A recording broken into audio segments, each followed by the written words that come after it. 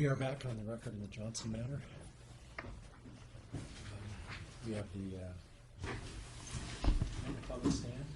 If you'll go ahead and stand and raise your right hand to be sworn. You do solemnly swear testimony about to give in this after shall be the truth, the whole truth, and nothing but the truth, so help you God.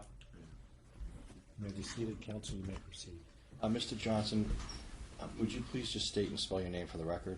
Yes, sir. Donald, P as in Patrick, Johnson, D-O-N-A-L-D, P-A-T-R-I-C-K, J-O-H-N-S-O-N.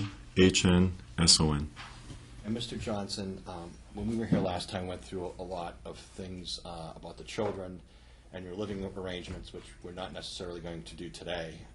In terms of where you live, can you please describe to the court where you live right now? Yes, sir. I live at 5370 East Craig Road, Las Vegas, Nevada, 89115, apartment 2032. It's a two-bedroom apartment. There's a living room, laundry room, kitchen, small dining room, patio.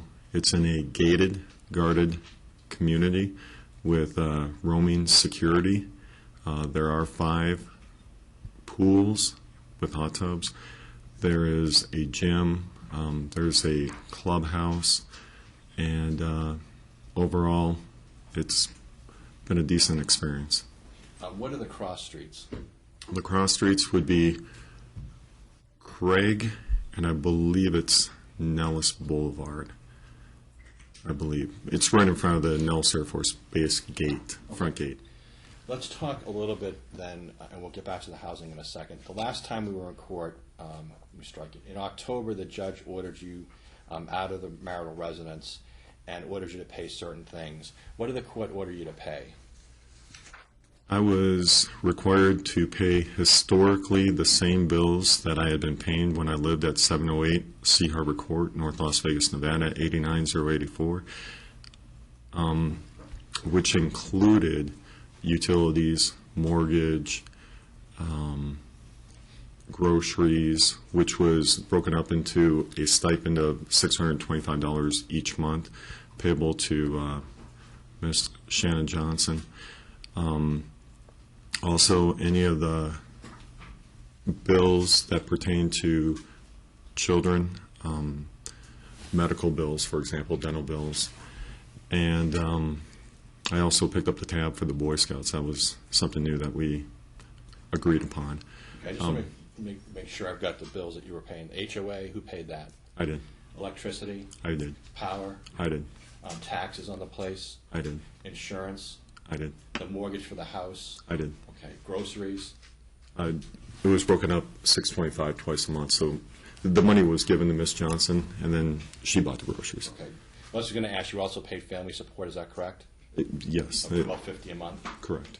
And cable, who paid that? I did. Okay. How about cell phones? I did. Who provided the medical insurance for the kids? I did. Okay. How about for her?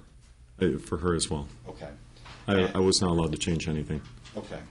And let's talk a little bit, because we're going to get through this in terms of what you had to do to make those payments. Have you made those payments every single month?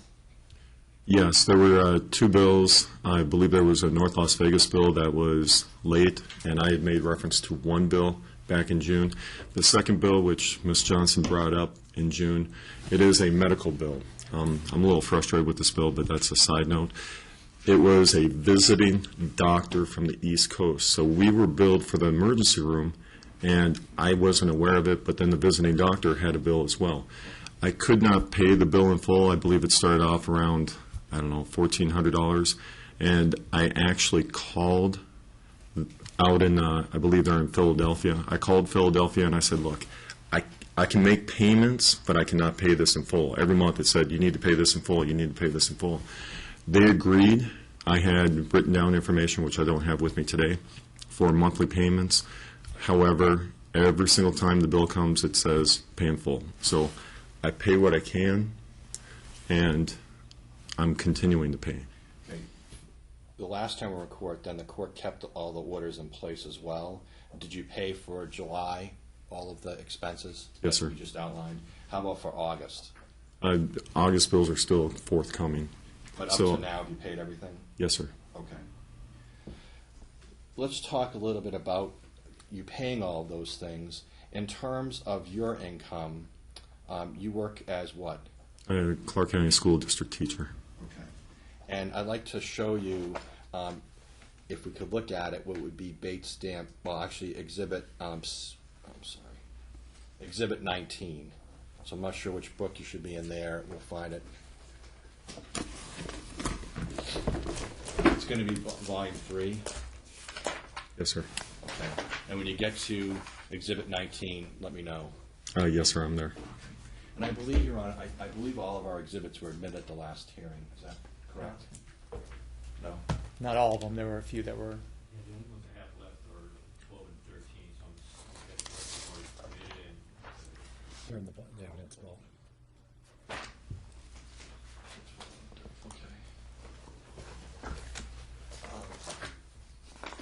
Looking at Exhibit 19, which has been admitted, that's your employment contract? That was actually for last year. Okay. But, so we're getting ready. Because we started school on the 14th, it would be the new year. Okay. How much is this showing what your pay is under the school contract for 2016-17? $61,161. Okay. Are you expecting any increases for this next year? We are, I believe it was a 2% increase, 2.5% increase, very minimal. Okay. Let me ask you, because your tax return's already been admitted into evidence for 2016. That was a joint return, is that right? Yes, sir. And in that joint return, it showed income of approximately $71,000 for the family, is that correct? To the best of my knowledge, yes. And we can get to it, but what's the difference then? The $10,000 difference is attributable to what? There are about 3 or 4 contributable reasons. Number one, the longevity pay. After 10 years with Clark County School District, they pay a little bonus. There's also the coaching pay, How much do you summer receive school for pay. coaching? Coaching is approximately $2,600 after taxes. Okay. And then how much do you get for summer pay? Summer pay, regular summer school is $22 an hour, I believe. And then they had the extended summer school, which was regular pay. Okay. So what I'm trying to get to is out of the $71,000, approximately how much of it was based on having to do extra work either as a school teacher in the summer or as a coach? I would say approximately $9,000. Okay. Now, since the last time we've been in court, there was obviously a request to move, and that's not happening. And the court made a schedule for custody of the kids. Do you recall that? Yes, sir, I do. It was a 60-40 split. Basically, it comes down to 8 days and 6 days. 8 days for Ms. Johnson, 6 days for myself. The schedule that we have is 6 days would be with Ms. Johnson, 2 days with myself, 2 days with Ms. Johnson, then I would receive 4 days.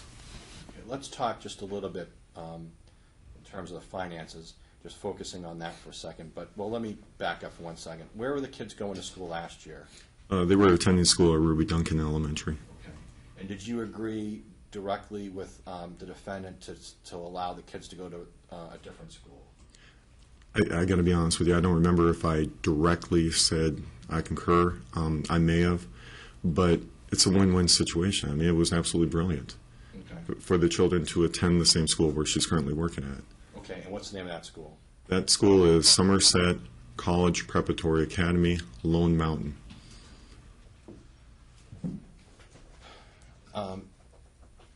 Let me ask you this. Are you, and we're going to get into more details, but are you amenable to paying any amount of alimony to the defendant, your ex-wife? Yes. Okay, how much are you willing to pay? I was thinking $750 for 14 months. Okay, and how did you arrive at 14 months? I think 12 months is fair. 2 additional months would be able to provide additional assistance. Okay. Let me, and I'm going to get to what she could be earning or what what she is earning, and get to that in a little bit. But let me just ask you this: do you want to work in the summer doing full-time teaching in the summer? Sir, I'm exhausted. So the answer to your question is no. Okay. Why did you do it this last summer? I was court ordered to pay for 2 households, so I had to. I didn't have a choice. Was there a JPI in place? I'm sorry? Joint preliminary injunction in place as well? Do you know? I honestly don't remember. Okay. If the court says that you don't have to work that summer time, let me strike it. Of the $9,000, you're saying $2,600 is coaching. Is that right? That is correct, And yes. then the difference would be what you make teaching in the summer. Is that right? Correct. If the court says that you don't have to work in the summer, would you like to? Well, how would that affect your schedule with the boys? Oh, I would be easily available for 50-50. And is Somerset a 9-month school or a 12-month school? 9-month school. Okay, let's talk a little bit about her income, and then we'll get to it. My understanding is the defendant took a job as, from last time we were here, as a teacher at the Somerset Charter School. Is that right? That is correct, yes. But the charter schools in Clark County are the same schools. They're treated the same way for PERS and all the other benefits. Is that right? I apologize that I cannot confirm nor deny the benefits, but yes, PERS is a fact. Okay. Am I understanding she already had 4 years of teaching here in Clark County School District, is that right? About 4.5 years with Clark County, 9 years in Michigan. Okay, and to your knowledge, your personal knowledge, when you were married, did she get credit for any of the years that she was teaching in Michigan? Yes, she had 9 years credit in Michigan. Okay. So let me ask you a few more questions about that. At some point, she's indicated to the court in her pleadings and in her previous testimony and in her deposition that she needed to complete a few credits to get additional education or ongoing education to keep her license current. You're aware of that? Yes, sir. Okay. And she hasn't done that, is that correct? From what I learned today, no, she has not. Okay. I mean, how hard is it to get these few credits that you need to keep your license current? Objection, foundation. Well, let me ask you this way. You have a license here in Clark County, Nevada? Yes, sir. How many years have you been a school teacher here in Clark County, Nevada? Since February 2006. And from your own personal knowledge, are you under the same requirement to get continuing education as the defendant? Yes, sir. Do you have personal knowledge of what you need to do to maintain your license? Yes, sir. What do you have to do? You have to maintain approximately 6 credits over the period of your license. So, for example, there are many different options, but if it's a 5-year license, which most traditionally are, you have 5 years to acquire the 6 credits. There is a variety of ways to get these credits, whether it be through a university or college or what they call professional development education through the Clark County School District, which, according to a lot of teachers, is kind of like a chump change credit. You knock out 6 of those, you're good to go in the state of Nevada. But also, I'm sorry, sir. But also there is the National Board Certification, where that would give you a 10-year license, and it would bump up a Clark County School District teacher over 1 step on the pay scale, 1 column. And the state of Nevada has said that they would increase the pay for life, which includes PERS, by 5% if you became a National Board certified teacher. Let's look at, and in fact, she was aware that she needed to take these 6 credits. Is that right? Yes, sir. Objection, foundation. Sustained. I'll ask you a different way. Let's look at Exhibit 4.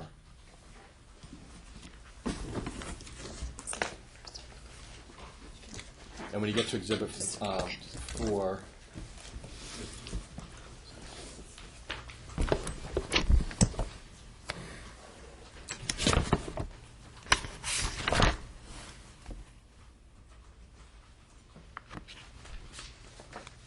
and I believe these have already been admitted, Your Honor. You know what? We'll do this one second. Go to Exhibit 16.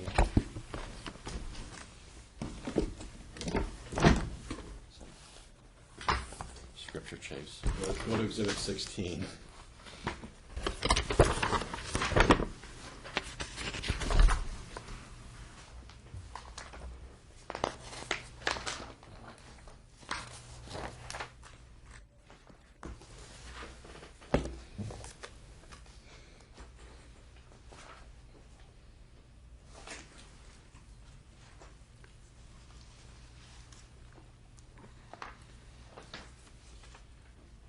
And I'll ask you, were there charges made on this Discover card, on this Discover card for her to take those continuing education classes in June of 2016?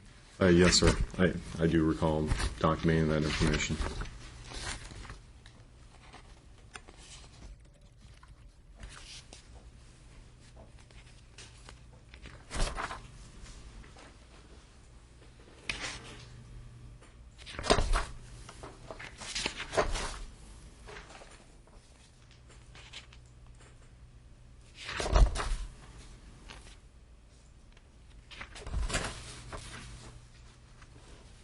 Sir, that would be bait, stamp, and date DJ 001282. Okay, let's go to that bait stamp. The date is 10 December 2016.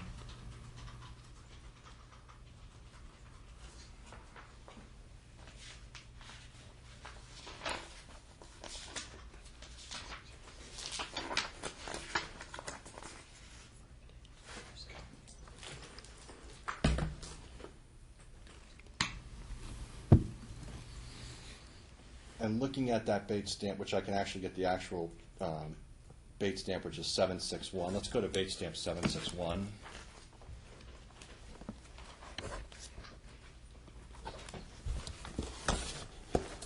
It's going to be in Exhibit 5.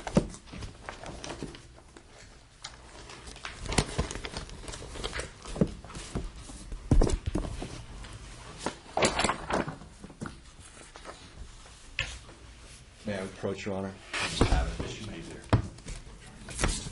Looking at bait stamp 761. Do you see the charge? Yes, sir. That was June of 2000, June 17th, Of what year? 2016. So a year ago, well, more than a year ago, it was charged on the card, on the Discover card for that education. Is that correct? Yes, sir.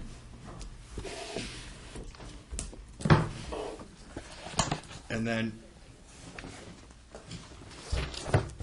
her indication to the court in her most recent pleading is that as a school teacher, she's going to be making, I believe it's $36,000 a year. Do you recall that? Have you seen that representation? Not the 36,000. I did see 34,000 on her updated financial disclosure form. And you're familiar as a Clark County employee with the pay rates and with the contracts, is that correct? Yes, sir. Okay, I'd like you to look at Exhibit 43.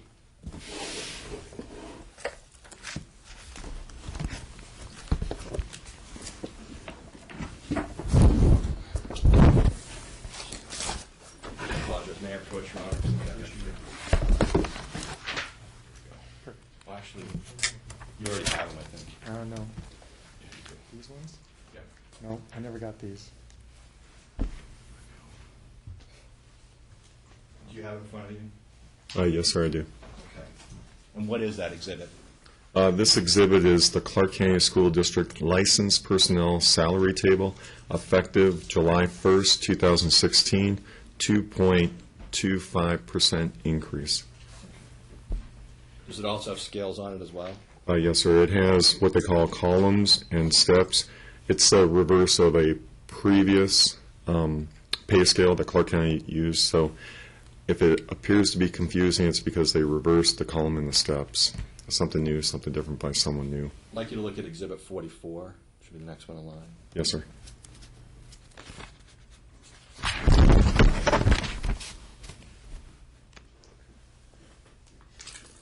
And what is Exhibit 44? Yes, sir. That would be the Clark County School District Licensed Employee Salary Schedule, including benefits for the school year 2016, 2017, effective November 1st, 2016. Ron, we also have a copy for the court.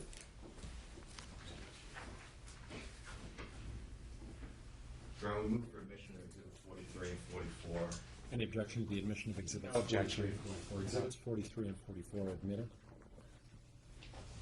Looking at what she's claiming, let's go back to Exhibit 43.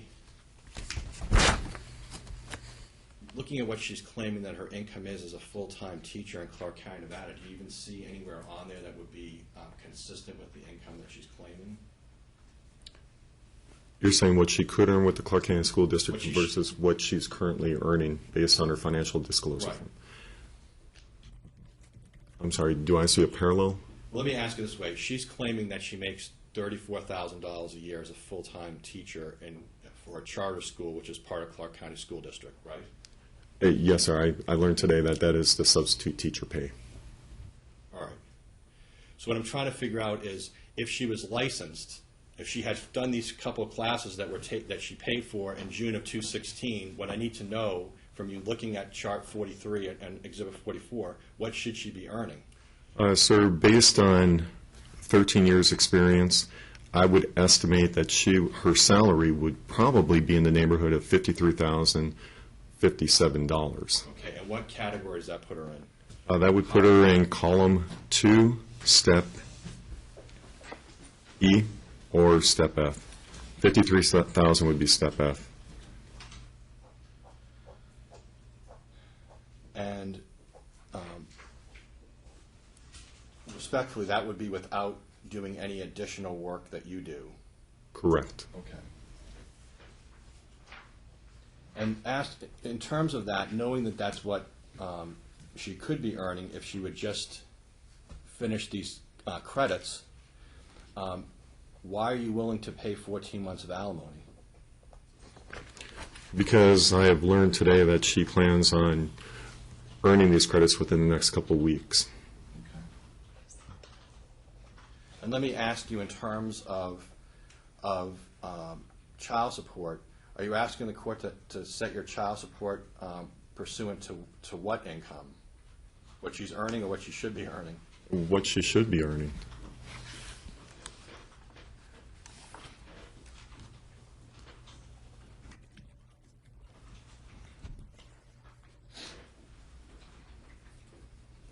I want to ask you in terms of the PERS, are you asking the court to award you her share of the PERS? Yes, or she keeps her PERS, I keep my PERS.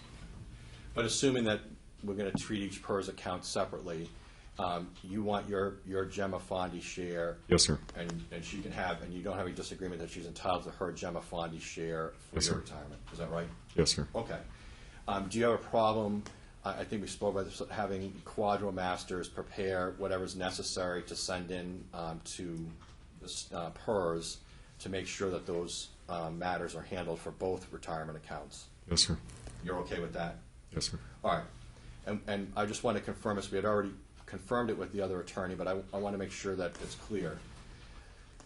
As to the military pension, because we have a number of questions on that, but as to the military pension, right now you've been discharged from the military. Is that correct? Yes, but I'm still in the retired reserves. Okay. But as far as like your service is over at this point. Is that correct? Yes, sir, that is correct.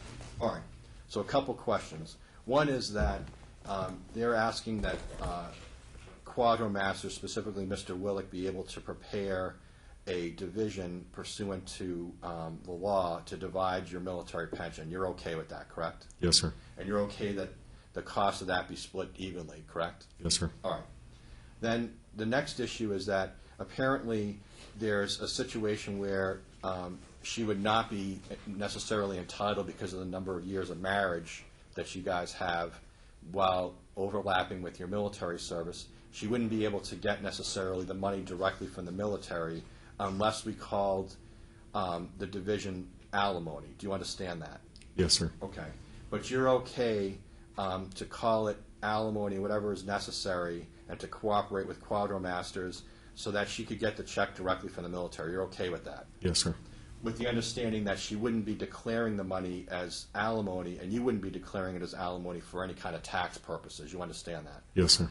And then likewise, she couldn't come into court 10 years from now and say, well, I'm entitled to alimony modification because there's this clause that says it's alimony. Do you understand that? Yes, sir. Okay, you're okay with that? Yes, sir. All right.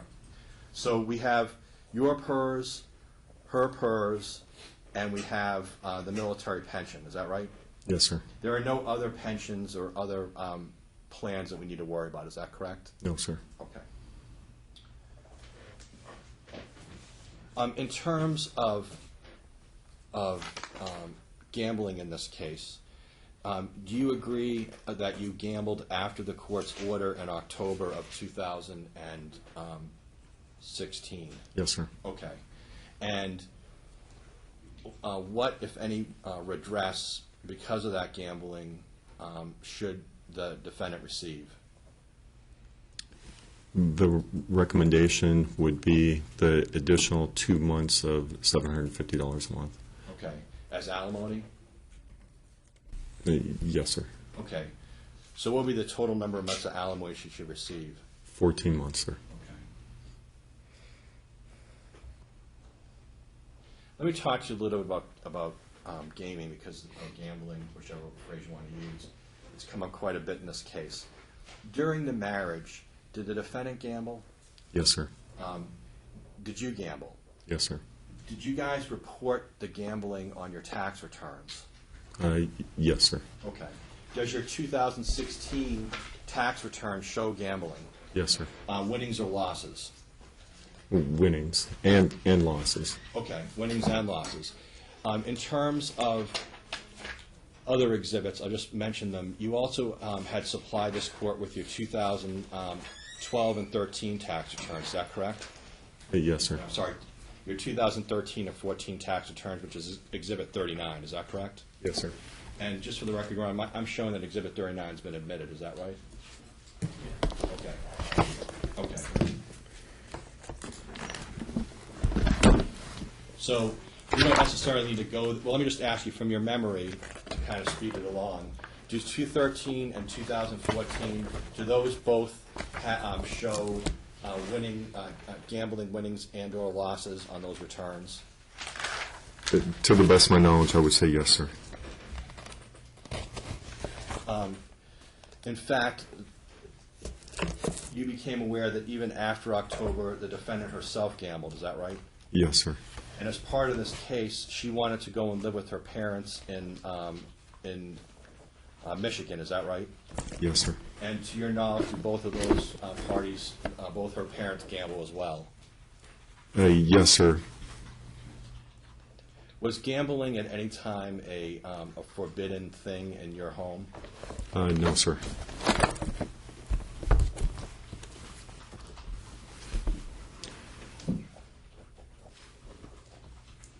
And despite the court, despite the gambling in this case, you've never, either of you've never filed bankruptcy in any way, shape, or form. Is that right? No, sir. You've never had any judgments taken against you? No, sir.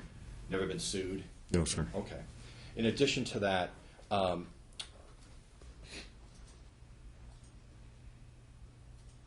I just want to have the court be aware and just turn, and I know we talked about the last hearing, I'm trying to cut through some of the questions and just make it more brief.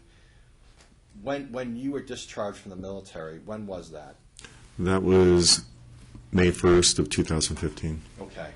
So when you were discharged from the service in May of 2015, you were a field grade officer as a major, is that right? Yes, sir. And you were receiving pay for being in Korea. Do you receive extra pay for that as well? They gave us cost of living pay, COLA pay. Okay. How about when you were in Afghanistan? Afghanistan, I believe it was the first 88,000 was tax-free. Okay. What I'm trying to get to is when you got discharged from the military, was there a big change in your income from going from a major in the military to something else? Yes, sir. Okay. And roughly how much of a decrease was it? Or was it a decrease? I would say at least 60%. It was pretty substantial. And did you have any conversations at or around the time that you were being discharged, and going back to teaching, about the defendants need to either obtain employment or get new employment or anything about employment? Yes, sir, we did. And can you tell me when the first conversation took place? I can't give you an exact date, but I made it in an attempt to have a marital conversation about finances. I did bring it up because it was a concern. And it wasn't brought up once, it was brought up multiple times. And what was the response in the multiple times that you brought it up? That Brett needed to be homeschooled, and that she felt that would be the best course of action rather than working.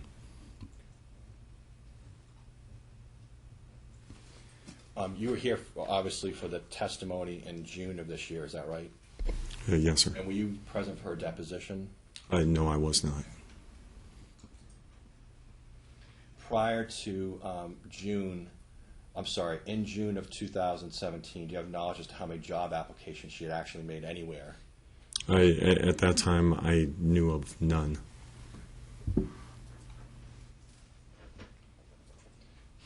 Let me ask you a little bit. I want to go into the assets and debts to be divided.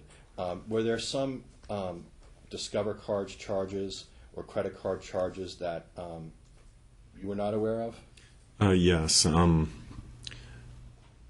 flights for her parents, which date back to as early as 2006. There were multiple restaurant charges that her and her parents had enjoyed. The finance charges. I had always said, "You're my spouse, let me know what the credit card bill is, I'll pay it." And that oftentimes turned into a major argument because she didn't want to disclose the information, and now I know why, because my parents paid for flights, but her parents didn't. I'd like to show you what's been marked as Exhibit 4. Well, it's actually been admitted. Looking at Exhibit 4, just real briefly, those are all the Discover statements, is that correct? To the best of my knowledge, yes. And we sent a subpoena for these, is that right? Yes, sir.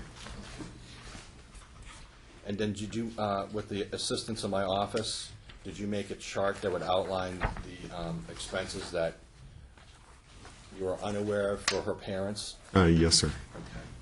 And that would be Exhibit 16?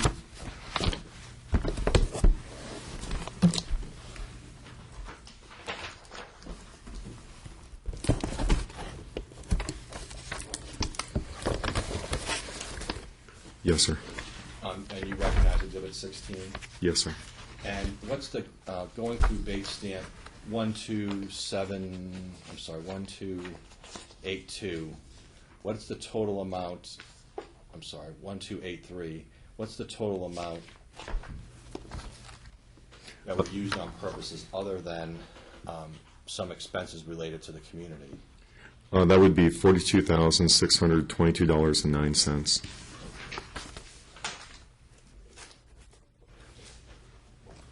You realize at the last hearing, that there was testimony from your wife that all this was paid back by her parents, that she charged all these things on her card, but there were payments that were made to repay all this. Yes, sir. Have you seen anything that would support that claim, any exhibit or anything that would show that that was not, that was in fact the case? No, sir, because the credit card statements are still at or above $40,000.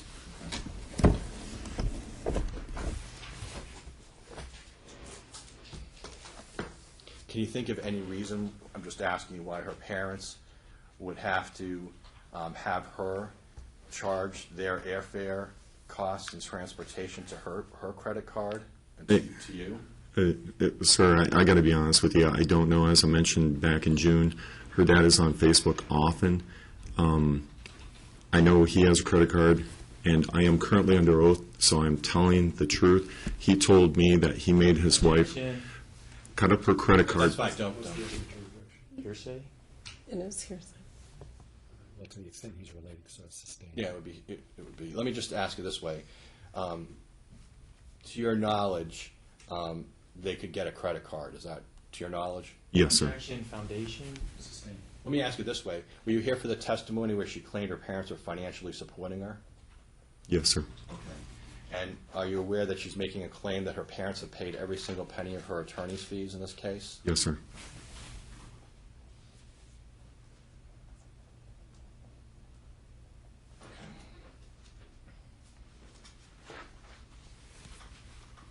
Let me ask you yourself. Let's look at, you don't deny that you are involved in gaming, is that correct? That is correct, sir. Okay. And I'd like you to look at what would be opposing parties Exhibit C. There's C there. We'll get it.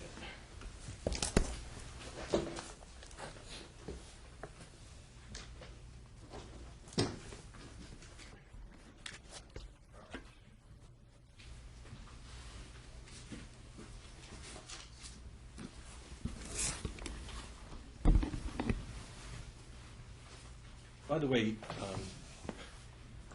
there's been some accusation that we didn't supply bank records to the defendant. Do we supply bank records to the defendant?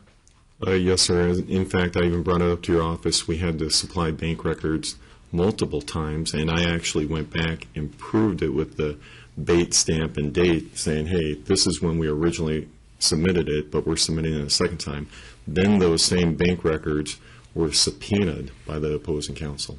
And have we produced all the various bank records and statements that you've provided to my office? Yes, sir, we have. In fact, back in January, there was discrepancy about 4 copies to a page, and the opposing counsel was reprimanded because it was an inappropriate location to bring that up. Well, I want to ask about that. What I'm saying is you provided all the bank records and statements. Yes, sir. Okay. And your tax returns? Yes, sir.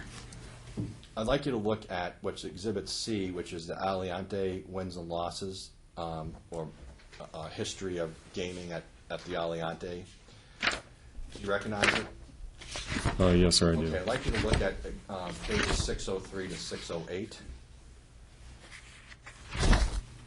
Yes, sir. Okay. And what are pages 603 to 608? Those, to the best of my knowledge, are what we would call a win-loss statement. Okay. And what's your understanding of a win-loss statement? A win-loss statement tells you whether or not you had a win from that establishment or a loss. And the coin in, coin out is not necessarily 100% accurate as to the cash that was entered into the machine, but according to the machine, the cash that was played. Okay. Well, let me ask this way. You realize that the defendant's claiming that you lost $135,000. You're aware of that, or approximately $135,000. Yes, sir. Could you lose $135,000 and stay solvent? No, sir. Okay. Did you report your winnings and losses on your tax returns each year? Yes, sir. Looking at your tax returns, I'll just represent that have been admitted between 215 and 217. It looks like you lost a total of $6,942.30 at the Aliante. Yes, sir, that is correct. What does it show on the 603 to 608 in terms of the gaming losses or wins? Does it give a total? It does give a total, and I have to be honest with you, I don't remember if money in the parentheses is a win or a loss. I believe it's a win, but I honestly do not remember. During the marriage, did you and your wife both take cash withdrawals from bank accounts? I would say yes. I mean, I wasn't with her 24/7, but I would say yes. I'd like you to look at Exhibit D.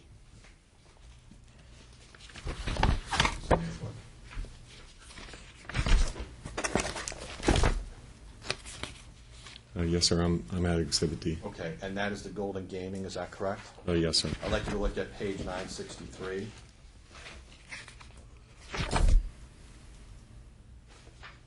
And what does that show for gambling winnings or losses on $8,963. Sir, the way I'm looking at this is there was a casino win. How much? It appears to be $5,654.50. And again, all your winnings and losses will be placed on your tax returns. Yes, sir. And you file joint tax returns with her each year, Correct. including 216? Including 216, which, if needed to be amended, it will be amended.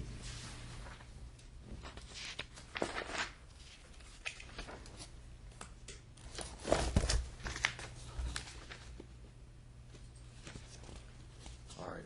Let me ask you, just in terms of the house. The house is located, can you give a street address for the marital residence? Yes, sir. That would be 708 Sea Harbor Court, North Las Vegas, Nevada. Zip code is 89084. Okay. And when was that house purchased? Sir,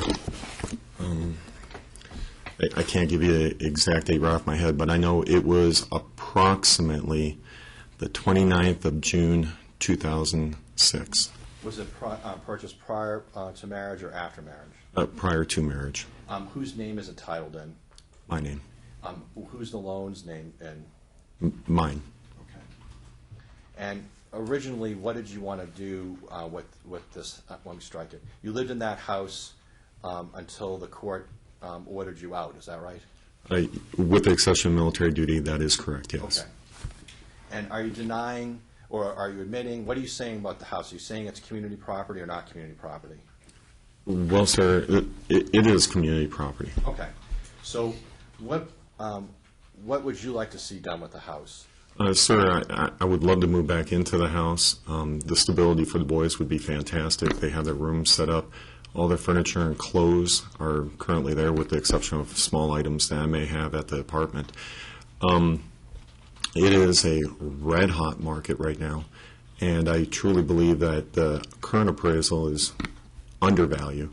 In fact, Zillow shows it much higher, but they're building the Revere entrance and exit on the 215 right next to the house, which obviously is going to increase the value more. So we're looking at the next couple of years with the professional hockey team, the professional football team, and I've heard rumors of a professional soccer team. There's a very good chance that it may go back to the original price of which I purchased it with 2 mortgages. Well, let me ask you this. We've been making, the payments have been made on the mortgage. What I'm saying is simply this, is are you willing to buy her out for what the appraisal showed? Absolutely, sir. There's no doubt about it. I would be able to refinance the house and buy her equity. And Your Honor, we moved for admission of Exhibit 42, which is just the appraisal report done by Scott Dugan. There's no objection. We've stipulated that that's what the appraised value Right, is. I just want to make sure. Yeah, It's absolutely. 186. That's the number, 186. I believe it's 186, right? Yes, Your Honor. Exhibit. No, it's 184. It is 184. 184. 184, okay. Sorry for the confusion there. So Exhibit 42 is admitted into the record? And let me ask you this. Could you refinance the house? Obviously, it's dependent on some of the court's orders here today, but could you refinance the house? Let me strike it. Could you refinance the house to take out some money to pay her off for her share of the house? Yes, sir. Are you willing to do that? Yes, sir. Okay.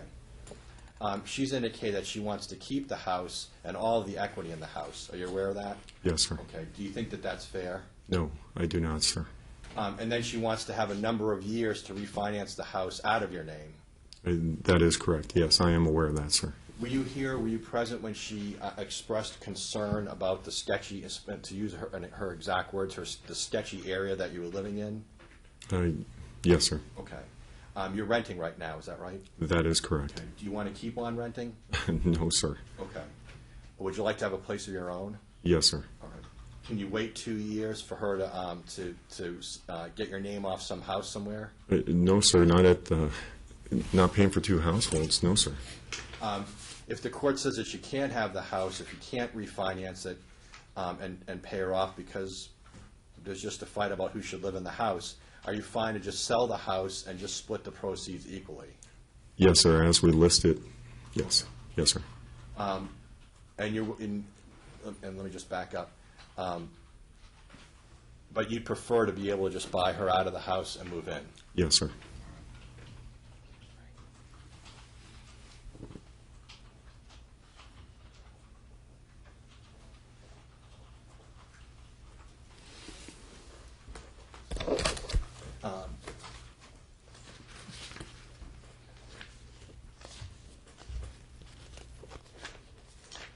I would like to show you, I want to go through some of the assets and debts at this point. I'll just go to our pre-trial memo.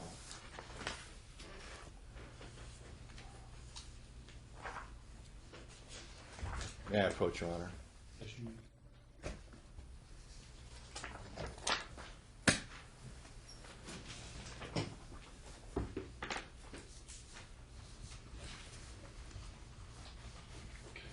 I'd like you to go to I'm going to just show you page 7 and 8 of our trial memo, our pre-trial memo.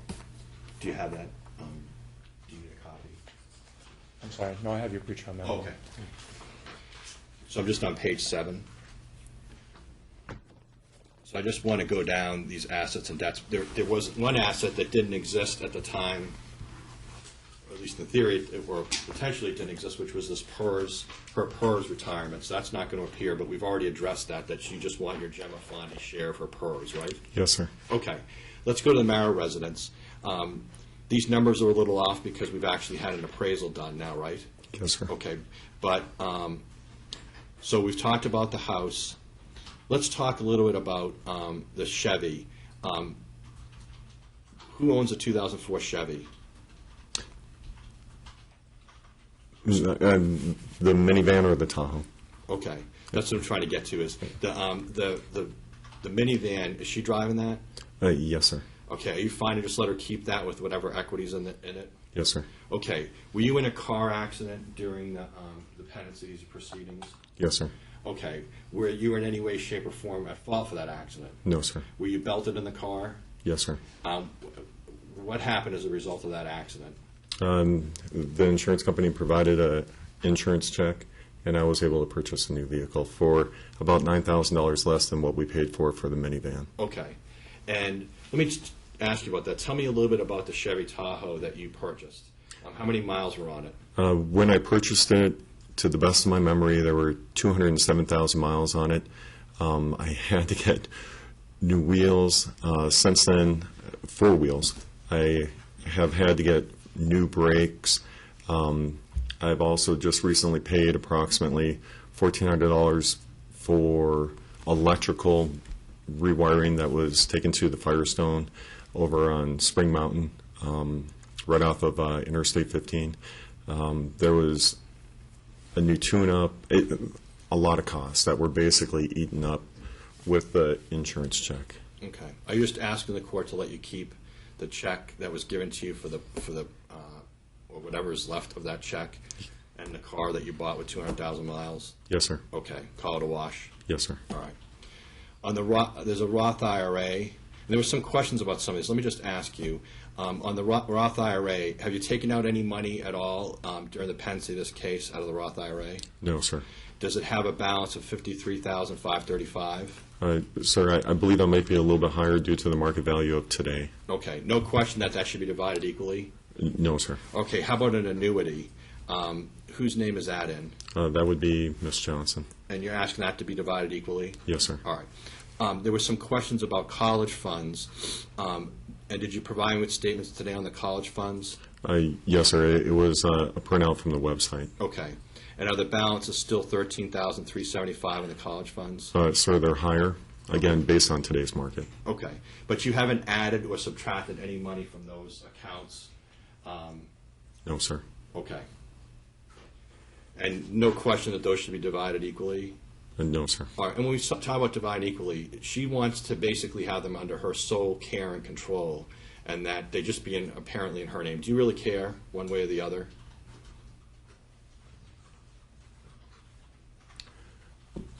I think one parent can have control of one parent can have control of the other. Okay. And you're fine the two of you could share information like on a yearly basis or an annual basis showing what's the balance in each one's respective college account? Yes, sir. Are you asking the court to have an order that money be used just for college for the children? Sir, college or educational expenses, I checked into it, and they can be used for educational expenses, but primarily college, yes, sir. Okay. Meaning that if one of your sons wanted to become one of the children wanted to become a barber, you could use it for that, right? Yes, sir. Or cosmetology, right? Yes, sir. Okay. The savings bonds, we have unknown on there. Do you even know where the savings bonds are? No, sir. I was tracking them in Virginia.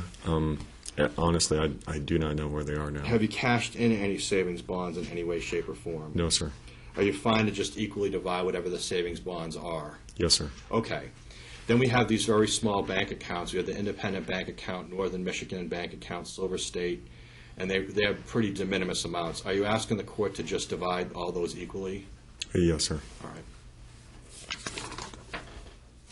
And then let's get to some of the debts at this point. All right, because I just want to make sure the court understands this, so you need to walk us through. Yes, sir. There's a USAA loan, is that right? That is correct. All right. Yes, sir. Now, at the outset of this case, before I was the attorney, and going back, there was a court order that you had taken a loan for $40,000. Is that right? Yes, sir. Okay. And I'm sorry. I'm sorry. I misspoke. Okay. Apologize. And did you take a loan for $40,000? Yes, sir, I did. Okay. And where is $20,000 of that money? It is currently with the opposing attorney's trust fund. Okay. And how did it end up in the opposing attorney's trust fund? I was court ordered to turn over $20,000 to Mr. Gordon. Okay. And did you do that? Yes, sir, I did. Okay. And let me ask you this. Since October or November of 2016, has that $20,000 been in his trust fund account? Yes, sir, ever since it was court ordered. Okay. And then I'm showing that there's a balance of $38,249 on here. Is that right? It could be a little bit lower, but that is basically correct, yes, sir. Okay. So what happened to the other $20,000? $20,000, I was court ordered back in October to give Ms. Johnson $6,750, so that came out of it. There was also attorney's fees that I used for it, and some living expenses. Okay.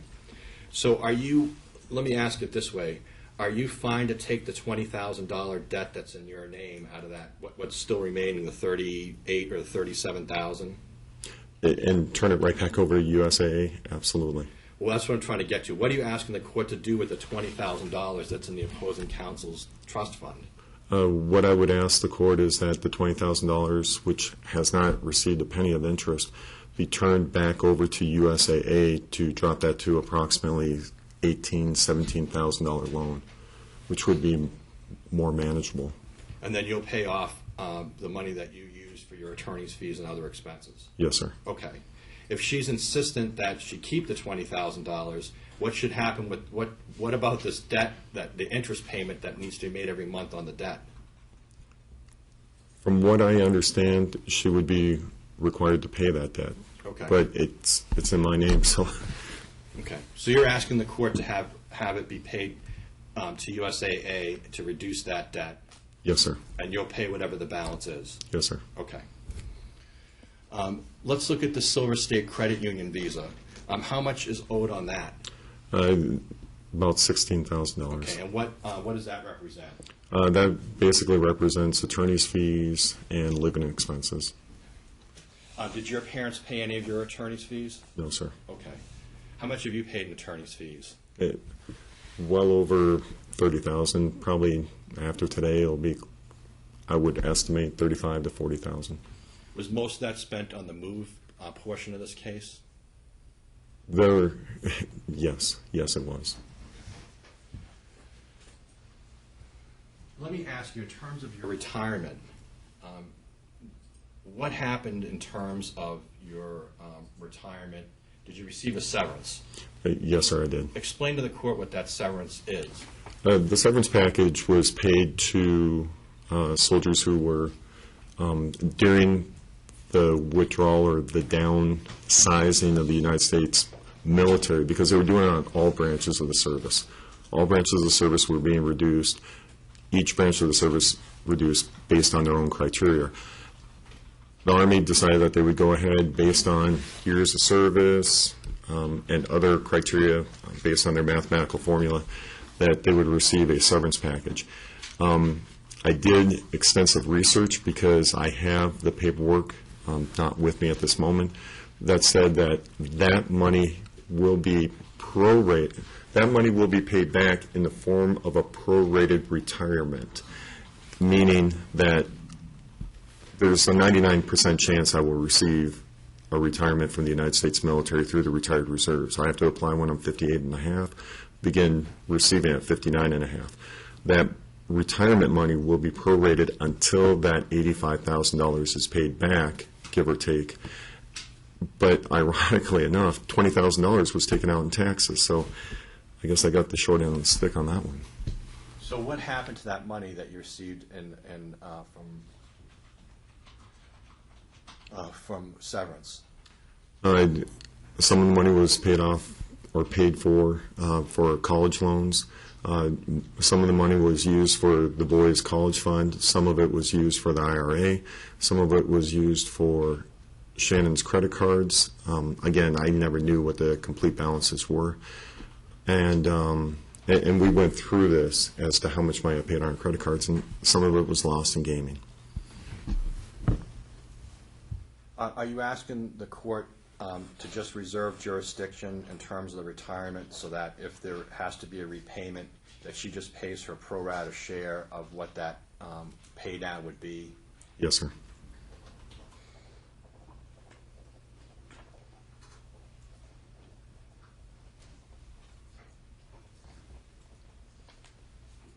Who paid to have the appraisal done?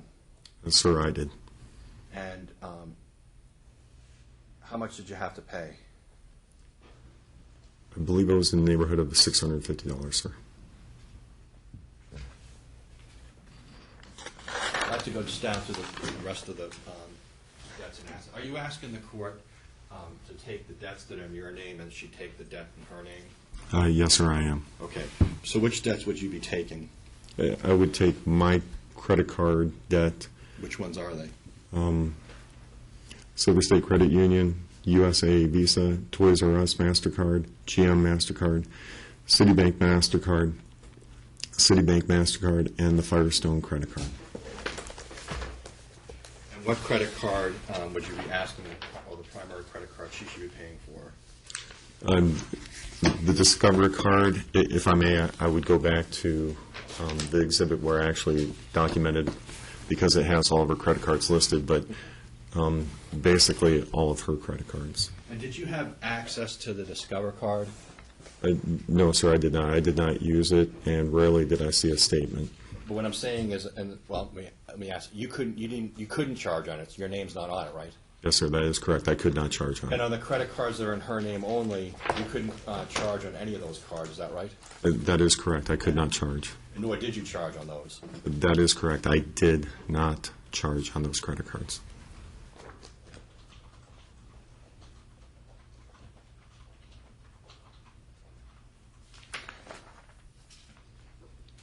And at some point prior to even coming to court, you had voluntarily installed an Instalock on your car. Is that correct? Yes, sir. And how many months did you have that on there? I believe that lasted from February until approximately May. Okay. And how much did it cost you to have those on, to have that on there each month? There was an installation fee, a monthly fee, which I believe was in the neighborhood of $75. Installation fee, I believe, was approximately $150, and then they had a removal fee. I believe it was about $150. And you paid all that, is that correct? On credit cards, yes, sir.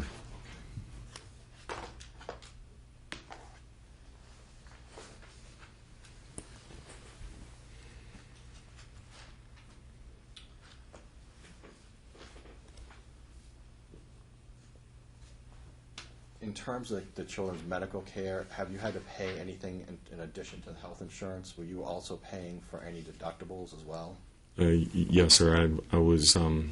I received multiple pictures of quite a few of the bills over the past 10, 12-month period, and I would receive most of them in person. Okay. And did you pay those?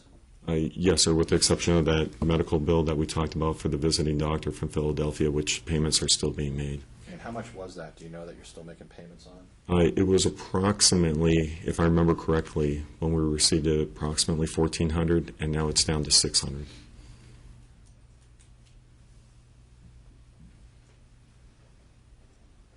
Are there any assets or debts that we've missed that we haven't gone over that you can think of?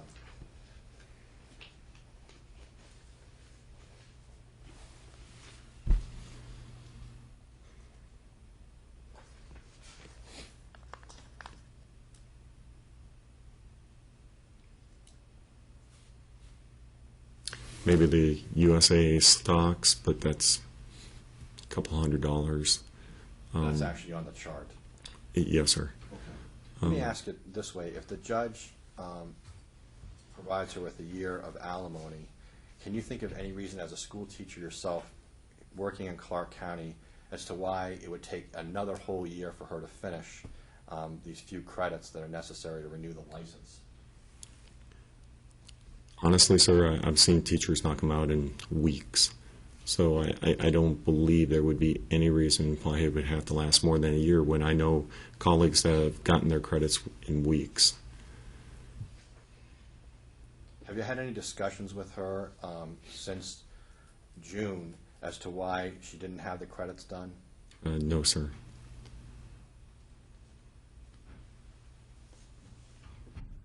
I don't have any further questions, Your Honor. Cross-examination. Yeah, may I approach? I just want to see what exhibits. Yes, sir.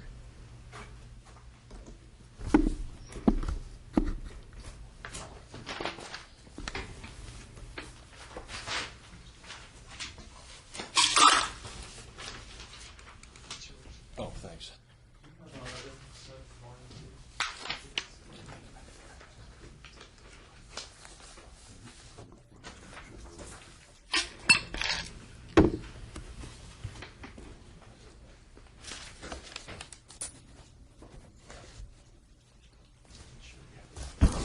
Yes, sir.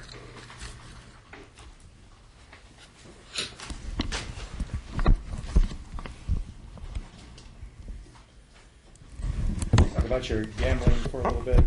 Yes, sir. You maintained several accounts from which you gambled from, correct? Yes, sir. And these are accounts that Shannon's name was not, she was not a signer to these accounts, correct? Yes, sir. You had an account at Northern Michigan Trust that Shannon was not a signer on, correct? Yes, sir. And you gambled with funds taken from that account, correct? Yes, sir. You had an account at Navy Federal Credit Union that Shannon was not a signer on, Yes, sir. and you gambled from that account. Yes, sir. You also had a checking and savings at USAA Bank, and Shannon was not a signer on that account, Yes, sir. and you gambled from that account. Yes, sir. You also had, you also gambled from the Silver State Schools Credit Union account, Yes, sir. and you had a couple of credit cards that you took cash advances on from time to time to gamble from, including a USAA MasterCard, correct? Yes, sir. And that was an account only in your name, Yes, sir. and same with the Silver State Credit Union account, that was only in your name. Yes, sir. So you withdrew money from, or took cash advances on both of those credit cards from time to time to gamble with. Yes, sir. And none of these accounts Shannon was a party to. No, sir. You've described your gambling to this court as recreational play for a short period of time. Is that accurate? Yes, sir. You took money from time to time from the children's savings accounts. Yes, sir. Now, you've seen the records that we've subpoenaed from Aliante, correct? Yes, sir. And we've subpoenaed records from Golden Entertainment, right? Yes, sir. You don't dispute the accuracy of those records? No, sir. If those records told me that in June of 2015, for example, you gambled on 20 days out of the month of June 2015, would you dispute that? Probably not, sir. If they told me that in March of 2016, picking a month out of 2016, that you gambled 22 days out of the month between just those two establishments. Would you dispute that? Probably not, sir.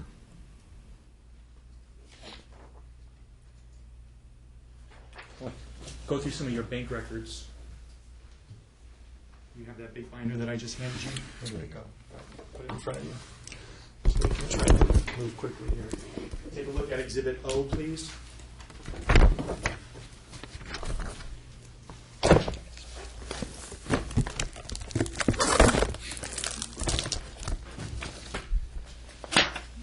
These are your account statements from Silver State Schools, correct? Yes, sir. If you take a look at what's stamped 304, please.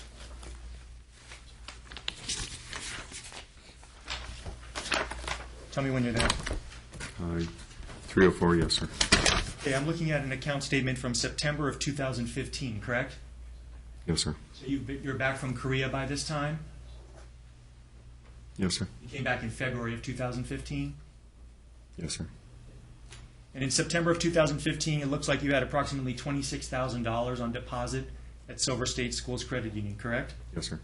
Okay, now turn a few pages to Defendants 312.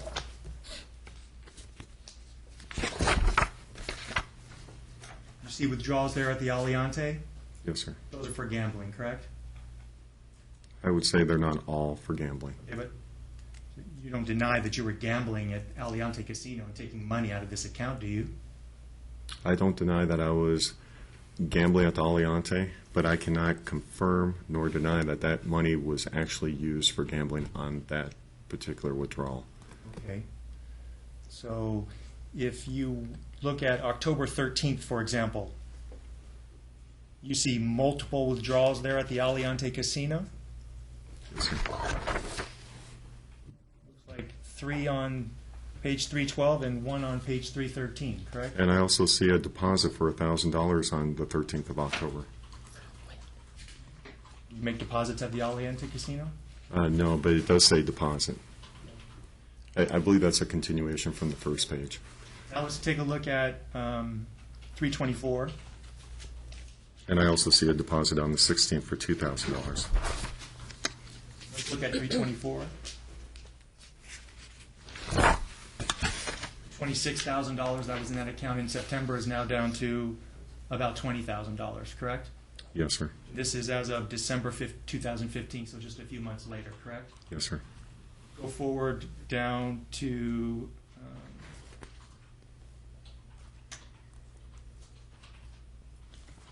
let's fast forward to March of 2016. That's Defendants 346.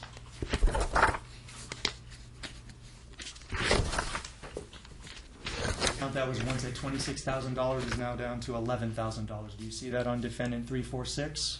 I'm sorry, what date? It's March 2016, Defendant 346. Same exhibit. You see that the account has gone from $26,000 down to $11,000. Yes, sir, I do. And this is the account that prior to filing for divorce, you took out how much money from this account? Do you recall? No, I do not. Well, in July of 2016, right before you filed for divorce, you withdrew $13,500. Want me to show you the withdrawals? No, Do you recall it? I do. You didn't tell Shannon about that, did you? You went to the bank and you took that money out, correct? Yes, sir.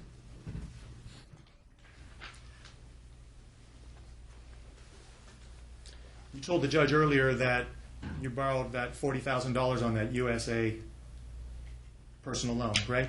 Yes, we have And you just substantial testified, and you just testified to the judge that when you were asked about what you did with the $20,000 that was not put into my trust, the other $20,000, you told the judge that you were ordered to pay Shannon your half of the $13,500. Yes, sir. But that's not what you did with the money from the personal loan. You were just paying back the money you had taken out of the Silver State Schools Credit Union account. No, I did as I said. Let's look at Exhibit P. Let's go through some of these Navy Federal Credit Union accounts. You don't deny that you use money as out of this account to gamble with, correct? No, sir. You take a look at Defendants 476.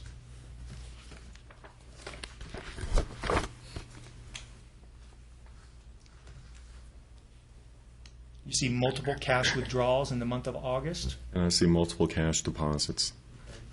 So when you withdrew on August 5th, $300, and then the same day $250, and then the same day $250, was that for gambling? I cannot confirm or deny, but I see a deposit for $1,500 on the 12th. But you don't know what that source of that deposit was, do you?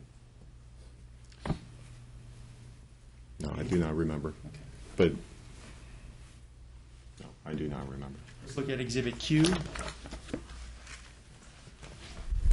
These are statements from your Northern Michigan Bank and Trust account, right? Yes, sir. You use this account to gamble with, correct? Yes, sir. This is an account that you maintain with your mom, right? Yes, sir. And it looks as though the statements are sent to somewhere in Virginia. We lived in Virginia.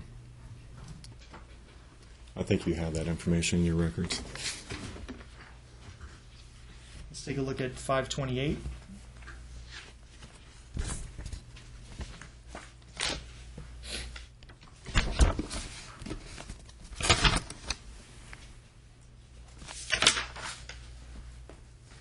And 529, you see multiple withdrawals there at the Aliante Casino. Yes, sir.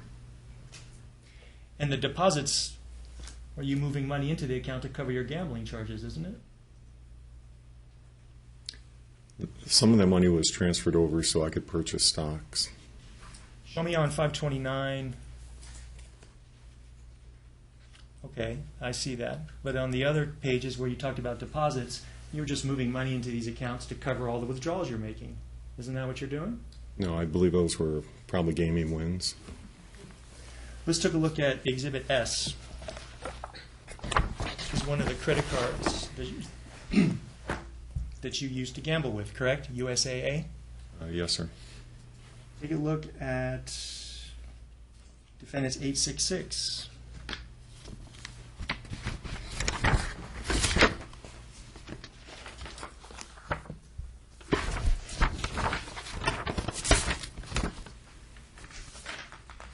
It says there on 866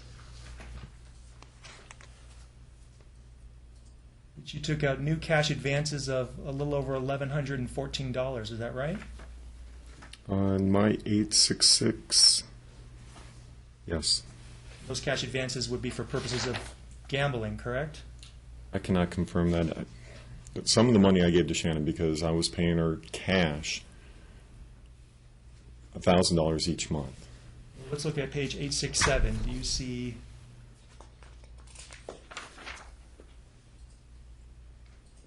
two charges there, two advances on January 24th at the Aliante? Mr. D Sports Bar. Yes, sir. There's another one there at the Aliante Hotel, and then there's two more down at the bottom, 217.99 twice on the same day at the Aliante. Those are for gambling, correct? They could be. Take a look at 890. Go through some of these charges with you.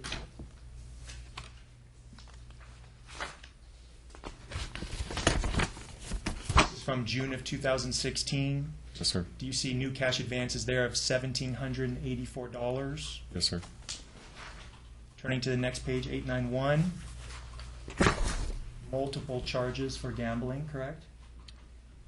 They probably reflect what you had pointed out on 890. There's also multiple charges here at the front desk of Arizona Charlie's. You want to tell the judge what those were for? Your Honor, as I testified in a deposition, I did purchase a hotel room. Looking at the dates, it was for a hotel room between myself and a girlfriend. Sharon Coates. Yes, sir. And there are also charges there for Mr. D Sports Bar twice on June 15th, 2016. Do you see that? Yes, sir. Sierra Gold. You see the charge on June 2nd, Piero's Italian Restaurant. You took Miss Coates for dinner. Yes, sir. There's also a front desk charge for the Red Rock Hotel Casino. Yes, sir. Again, you stayed with Miss Coates. Yes, sir. Turn to page 902.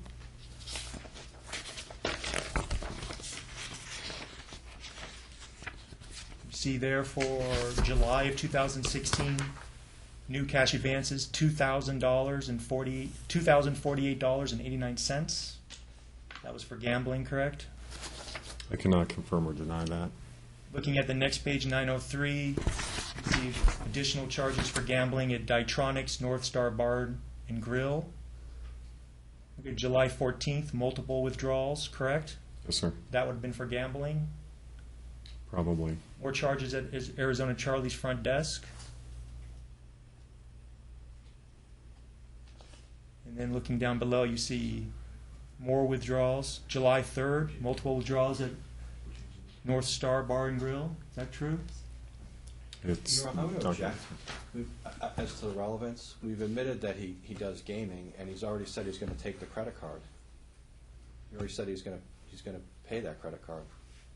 Understood. So as it relates to that credit card, As it relates to, my understanding is it's a non-issue, except that my understanding from plaintiff's testimony is he's asking that effectively they each take their own credit card debts so that it's treated somewhat as a wash.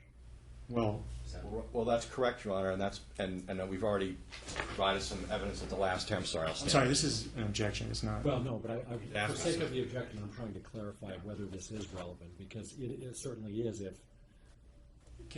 I'm treating the credit card debt that can be attributed to the gambling, and I'm simply then saying the defendant's going to have an equal amount of debt on her side, and it is relevant for the court to explore that. If you're saying, look, that indebtedness he's taking as a sole and separate debt without offset of other indebtedness, then you're right, it's irrelevant at this point. Can I speak to that then, if that's the, Well, I want to find out from Mr. Kelleher what Sure. the plaintiff's position is, and then Mr. Gordon, I can Yeah. chime in. Yeah, I'll be really clear on it. Our position is that that he's willing to take the credit cards that are in his own name. Right. Not just because that there was some gaming on there, but as he's testified and made really clear, is to obey the court's orders and pay my office, he put Attorney's fees. attorney's fees and everything else on it. So rather than parse through it, he's fine to take it. As to the credit cards that are just solely in her name that he didn't have access to, the main one that we object to, and we've made this really clear, is the one that she's placed like 30-something thousand on for her parents' charges, right? So I don't see how it's particularly relevant to go through the MasterCard. I'd also point out, Your Honor, respectfully, that as to the gaming, the records are in. We even produced the game records. The win losses are there. Like they're entered into evidence as to what the win loss is and on his tax return. So we're beating a dead horse. We don't deny that he was gaming, and the exact amounts are in the tax returns. and this is where the distortion of the evidence is coming into play, because if you look at this credit card, and if you fast forward to 9/26, you'd see that in November of 2016, this credit card was paid down to almost a zero balance. It was at $900. So all the charges that we have been talking about, almost $25,000 was paid towards this credit card between the months of June and November of 2016. This money's all gone. This credit, all these charges have been paid off. Whatever he's sitting on today that he's accrued has accrued after all of these charges have been paid with community funds. So to sit here and say, well, I'll take my charges, all of this has been paid, and we'll. The objection's overruled. Okay, thank you. I'm sorry, I was at. No, I lost where I was at. I believe I was at 9. Back at 902.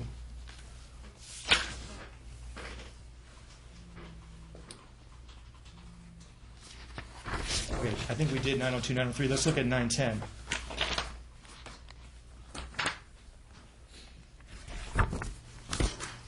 (910) is a statement from August of 2016.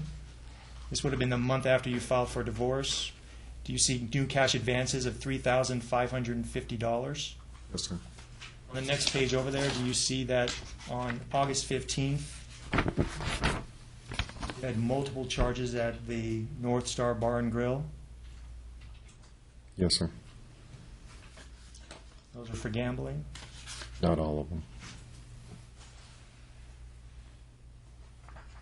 Because I was still giving Shannon her $1,000 a month, cash. And I believe I Fine, testified there's to no that in question June. pending, sir.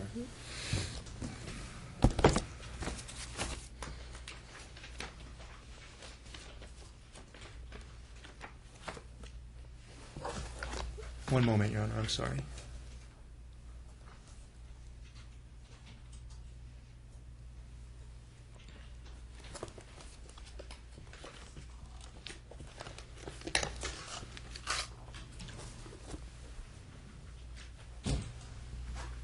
Just to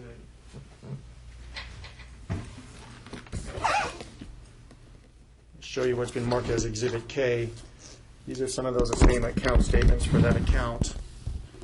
And there's a summary there of what has been charged on that credit card and what was paid towards that credit card. Do you see? I'm sorry, it's Exhibit K. It's the first page. You don't deny that between the months of June 2016 and November 2016, $25,000 was paid towards that credit card? I would have to go back and double check, but that's probably, that could be correct. I didn't put this together. I understand.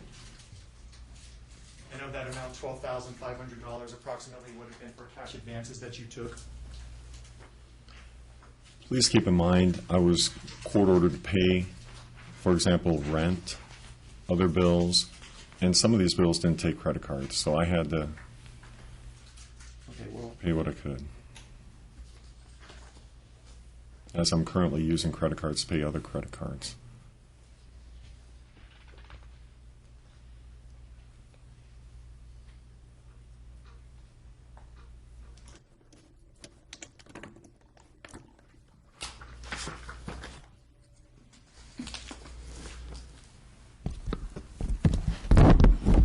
let's take a look at Exhibit T.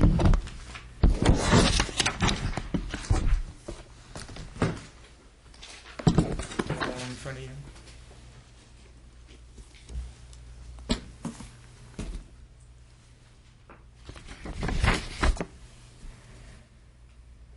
Is this one of the credit cards that you're asking the judge? You're saying that you'll take responsibility for this credit card? Yes, sir. You see that in November of 2016, this credit card had a zero balance? Yes, sir. You didn't use this card prior to November of 2016, correct? Correct. You didn't start using it until after the temporary support order was in effect? It went into effect in October, so that is correct, yes, sir. The most recent statement that I've seen is one that is the last statement here in this batch. That is dated January of 2017. It shows a balance of $2,900. Do you know what the balance of this credit card is? Sir, we talked about that earlier. It's roughly $16,000. So between January of 2017 and current, the balance went from $2,900 to over $16,000. Lawyers' fees.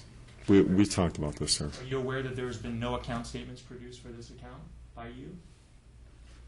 You subpoenaed everything else, but I provided you what I gave you, sir. Okay, well, you haven't provided any more account statements subsequent to January.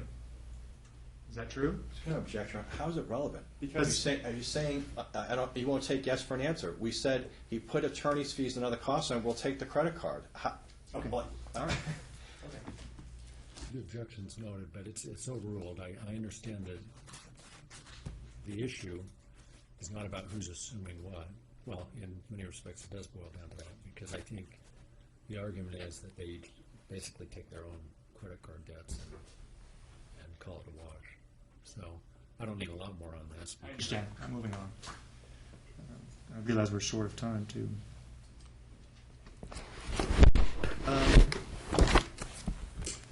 I believe it's Exhibit 14. Let's try to dig that one out. Yes, sir.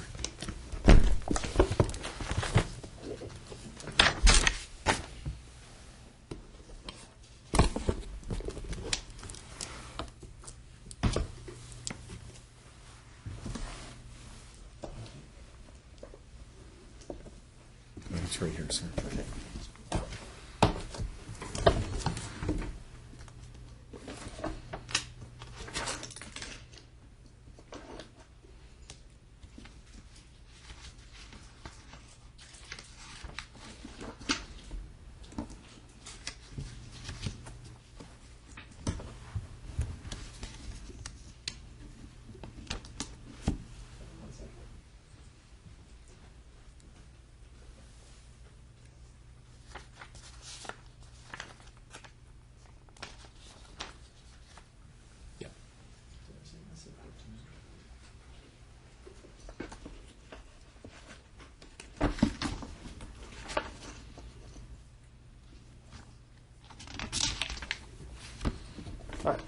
take a look at Exhibit 14.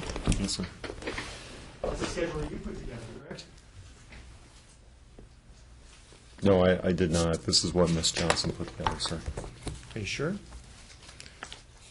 Take a look at the total.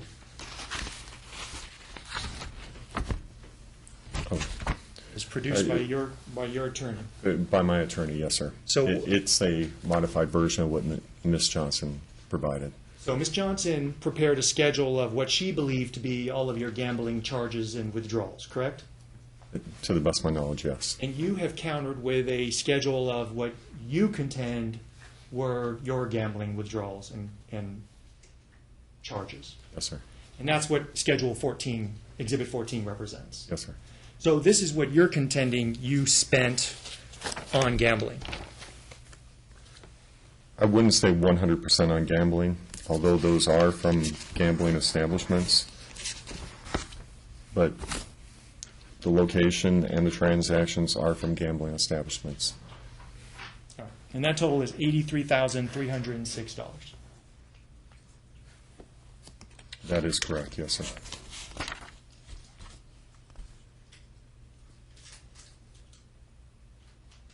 What was that amount? $83,306.38.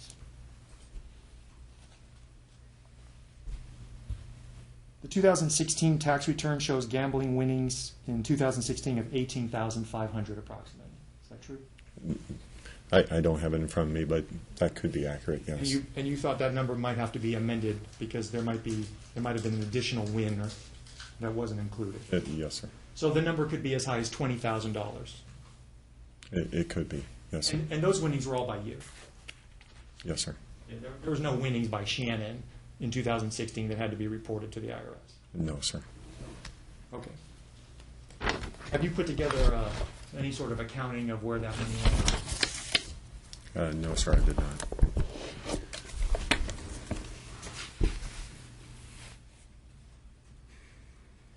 I asked you during your deposition where that money went.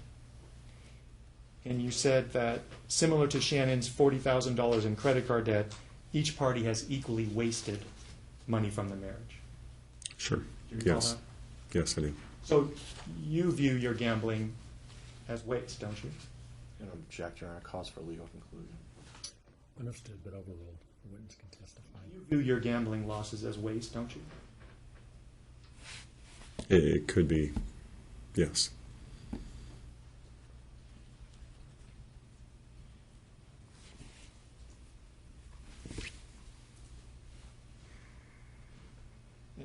And you recall the court ordered you to stop, Yes, sir.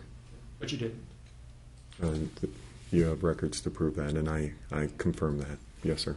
And we talked about this at the last hearing, but I'm just going to remind you that the records from Aliante, the records from Golden Entertainment, Yes, sir. they show that you gambled at least 100 times, just from those two places, Yeah. after the court ordered you to stop. I thought it was 91, but you're right, it was excessive. That is correct. And today, you equate that with about 2 months of alimony. Is that what you told the judge? Yes, sir. I want to ask you about Exhibit 26.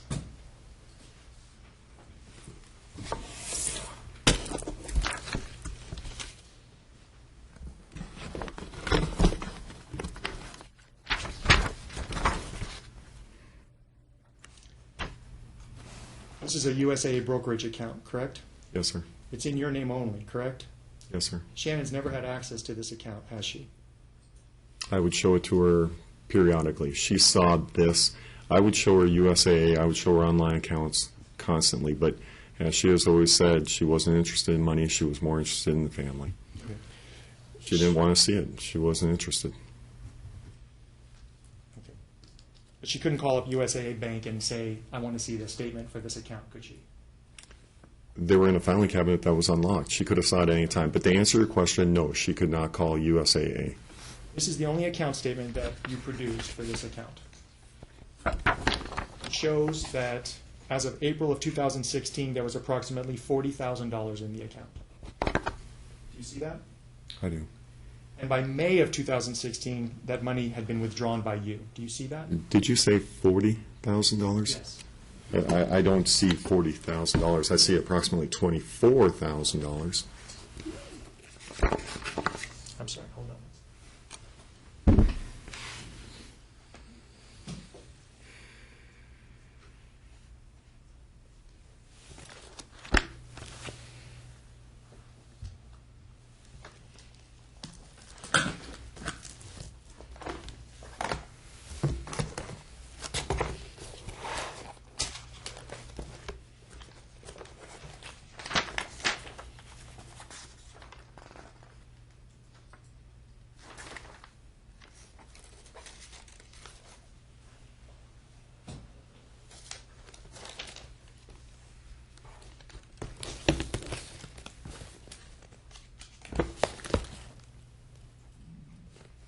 I'm sorry.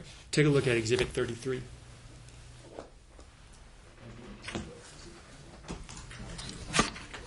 There we go. So that is not the only statement I produced, is that correct? I'm sorry? That's not the only USAA statement I produced, because there are multiple USAA statements in here? Well,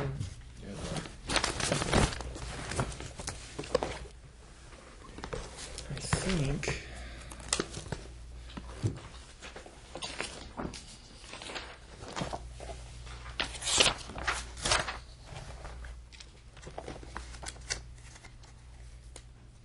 You're right, I stand corrected.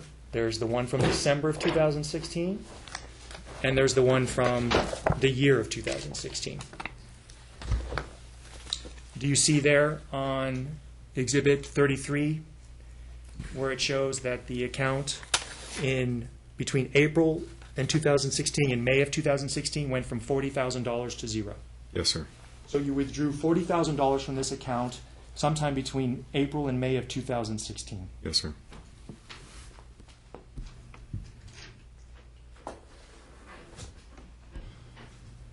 And you claimed, I believe, in your deposition that it went into your USAA checking account. Is that right?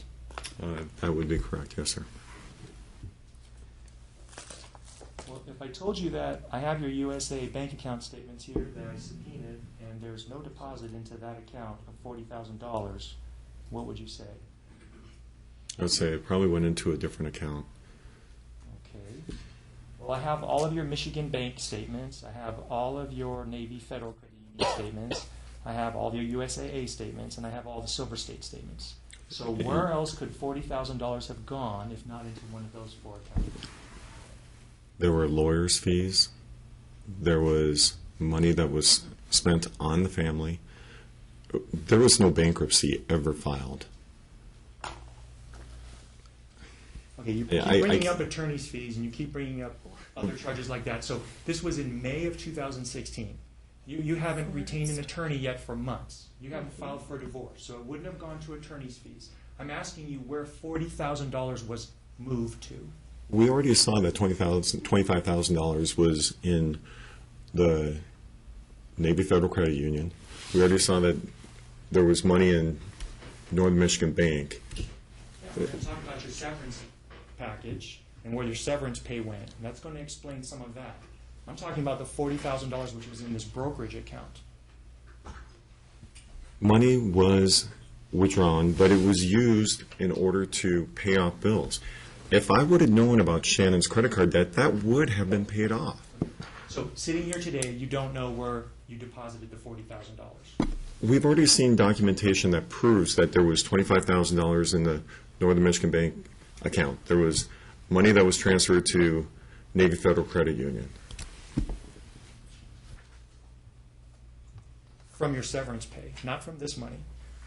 The severance pay was used to buy stocks. The IRA has not been touched since it was established. The college funds have not been Right. touched since they were established. Money from the severance pay was used to establish this account at USA. Right, and there was also money used to pay off a college loan. I understand. Okay. So now we use the severance pay to establish this account at USA, your brokerage account. It had already You been. took the $40,000 out in May of 2016. Where did that money go then? And I'm explaining it to you, but you don't want the answers. You know, it was just like in January, just a few moments ago. We tell you what the answer is, but you don't accept it.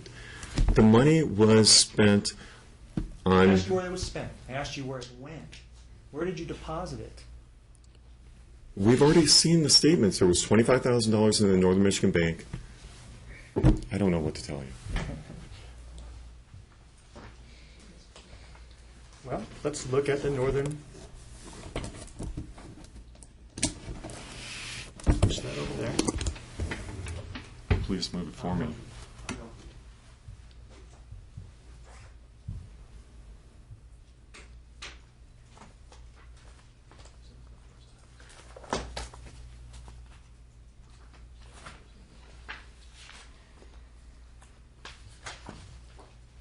All right.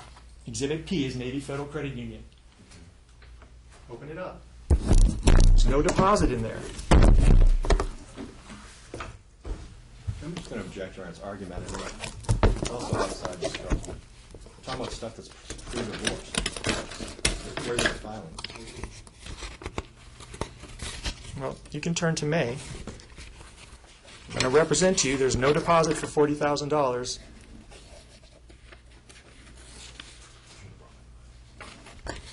In May of 2016. Do you see that the money that you're talking about was in 2015?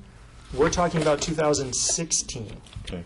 So there's it- no deposit of $40,000 into any of these accounts in May of 2016. Okay, so then if we go back to the gaming records in May of 2016, you're not going to see $40,000 that was gambled. I can't tell you where the money went. I don't recall. Okay, but the point is, we have multiple records showing money transactions. All right, let's talk about Exhibit Q. Let's go now into your severance pay. You realize now that that was in 2015, a year prior. So let's talk about your severance pay. Exhibit Q, 524.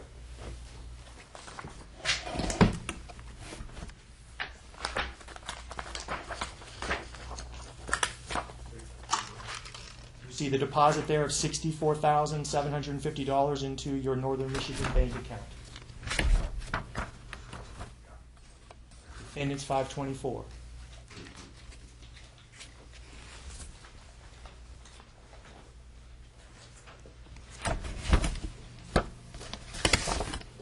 I do.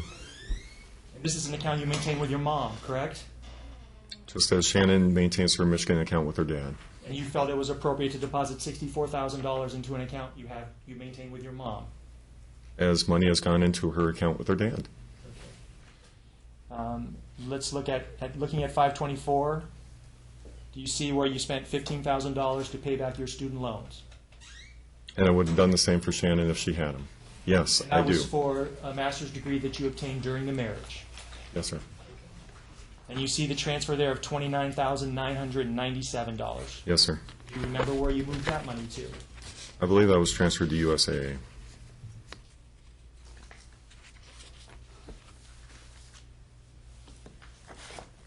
But you don't know that. I'm going to object, Your Honor. How would anyone know that? It's argumentative.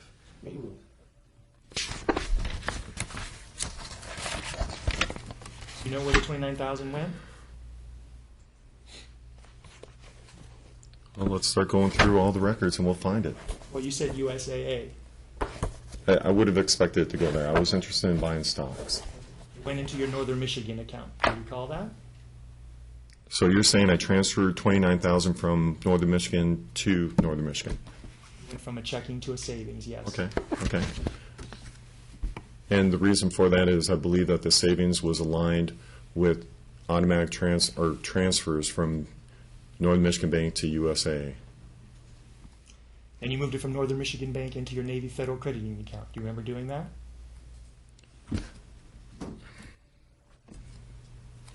If the documents are there to prove it, then yes, that happened. All right.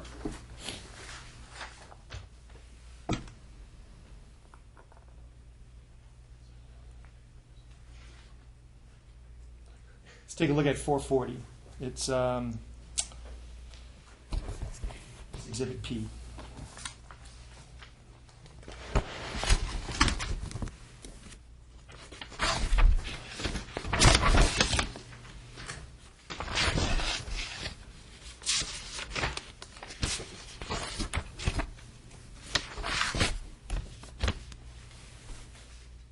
So you started with a transfer of 29,000, a little more than 29,000, and eventually, do you see there a debit for $20,000? I do. It says it, Do you know where that went? it said it went to National Financial Services LLC. You know what that is? I believe that was the stock that I was interested in buying. So if you moved $29,997 and you ended up buying stock for $20,000, do you remember where the other approximately $10,000 went? No, I do not. So we've accounted for a $15,000 student loan. We've talked about $29,997, which eventually became $20,000 buying stocks. Can you explain where any of the other money that went from the severance pay? The Yes, $64,000? I've already provided the documents to prove that there was approximately $10,000 to $15,000 paid on Shannon's Discovery account. But I only paid that based on what she told me she had. I rarely, if ever, saw a statement. It turned into a very heated, almost violent argument. I told her, I said, I will pay it, but again, now I know why she wouldn't share it with me. Well, why don't you look at Exhibit Q then? Those are the statements from where you deposited your severance pay into the account with your mom. And I'll help you out. Go to 524, which is where the deposit was made. And you show me where you paid Shannon's credit cards. It wasn't until, this is May, so it wasn't until June, and then there was another payment, and you have these documents. I had to provide these documents to you. But these documents were submitted, they are with the court. There was a payment that was made in approximately June, and there was another one made in approximately October, November. Okay, you're looking at June, you're looking at the payment. I'm looking at May, so yeah, I can't tell you that I paid it because it didn't happen yet. These are all of your account statements for that account. I- I'm asking you to show me where you paid Shannon's credit card debts as your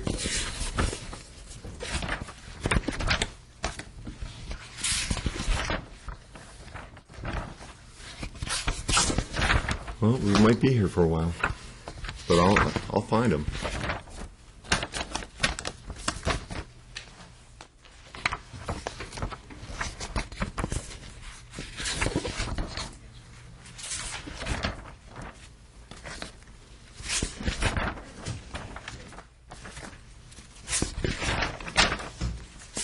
I'm going to withdraw the question because I'm not going to, this is my time. Let's take a look at Exhibit R.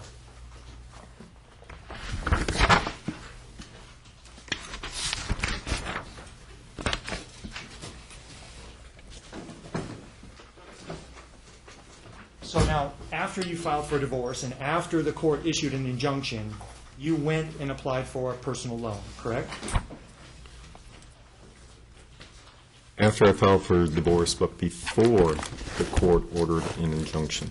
All right. This loan was occurred before we went to court back, I believe it was October 4th.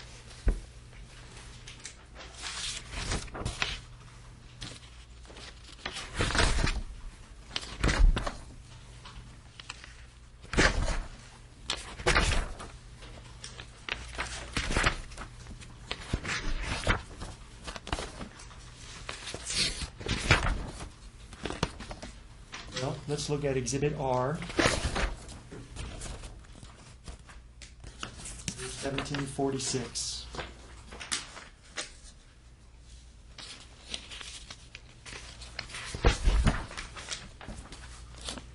You see the disbursement into your account of the $40,000, Yes, sir, I do. and that was in September of 2016? It says September 14th, yes, sir.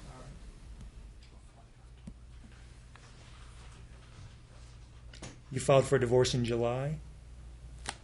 Yes, sir, that is correct.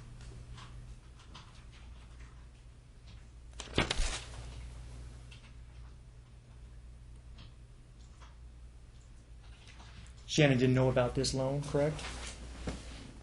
That is correct, yes, sir.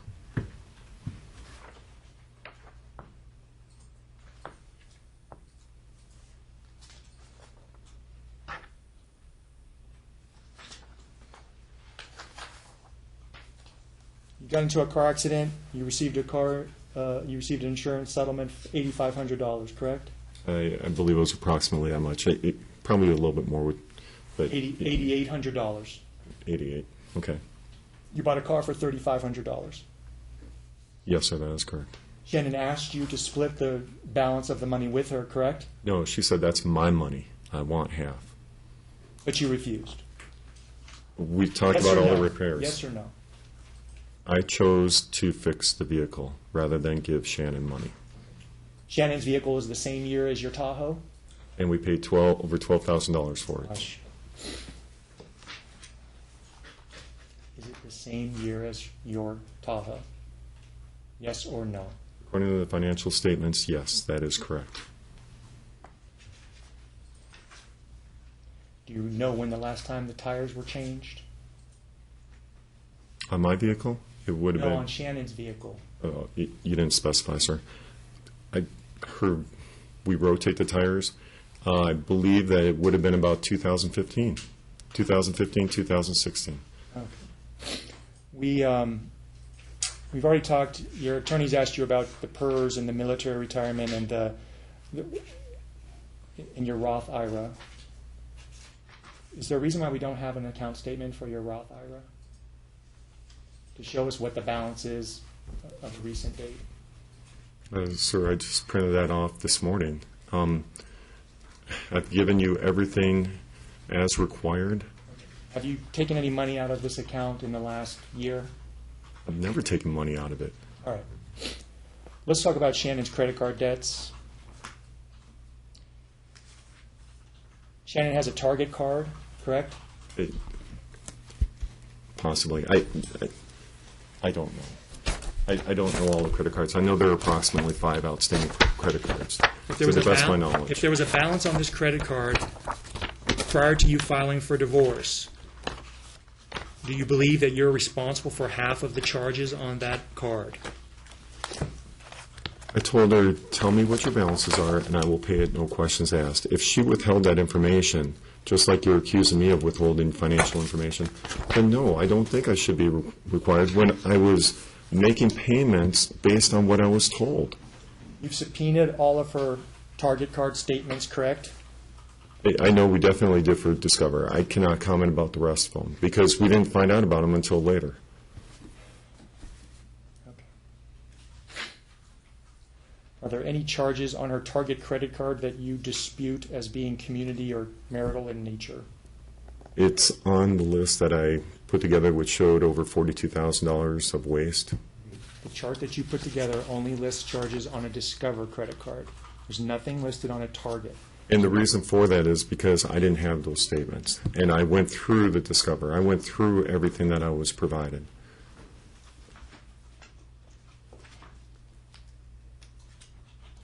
Actually, let's go back to that, because I'm sure there's I'm more than asking you if Discover. you dispute any of the charges on the Target card as being not marital or community in nature. At this time, I can't comment because I don't have it in front of me to verify or deny, to confirm or deny. So I would refrain from answering that question until I can look at those statements. I would ask for permission to refrain. Shannon has 2 Chase cards. Are you disputing any of the charges on her Chase credit cards? Again, sir, I would ask for permission to refrain because I need to see those statements.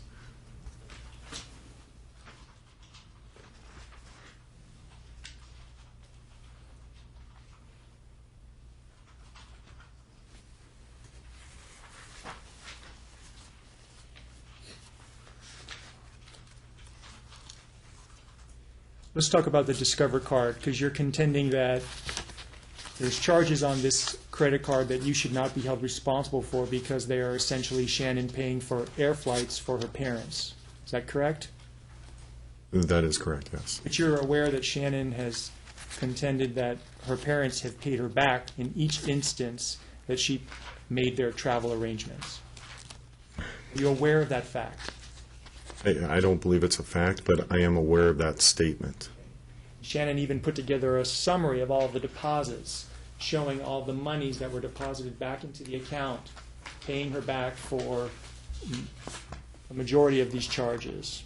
The same account that our father is on, but we didn't see where that money went. You can't see where the money was paid out. The money shows up, disappears, but there's no tracking of it, just like I'm being accused of.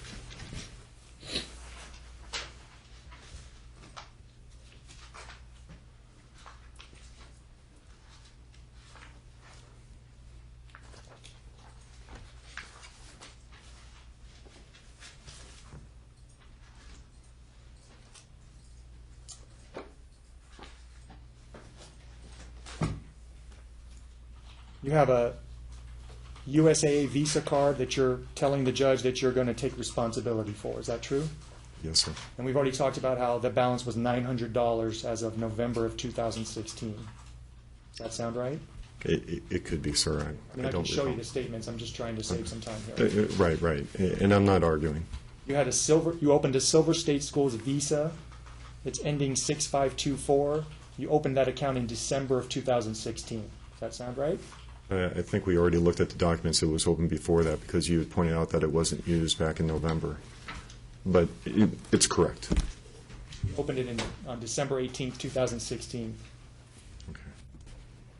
GM MasterCard, you began using that card in the spring of 2017, correct? That sounds accurate, yes.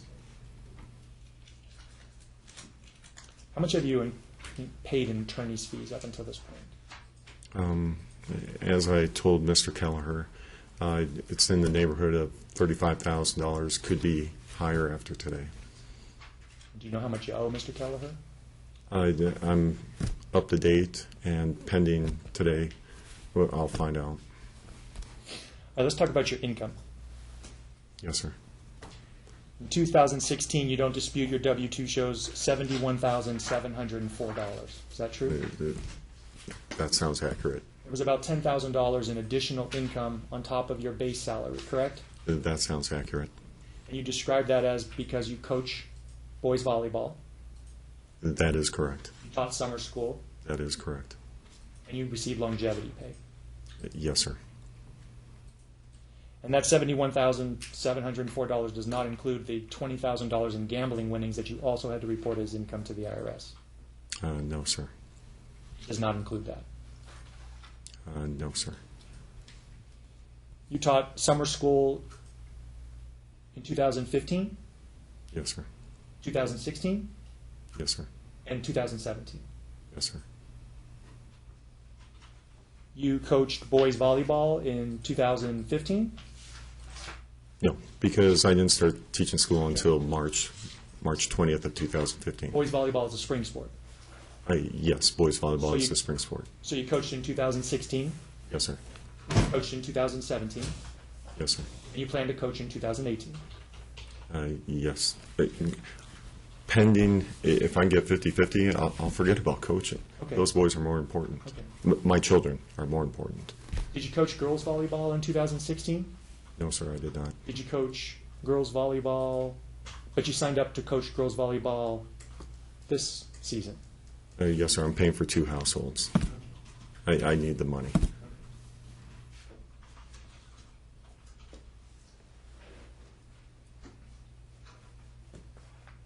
Do you know how much additional income obtaining that second master's degree during the marriage, what that's added to your salary?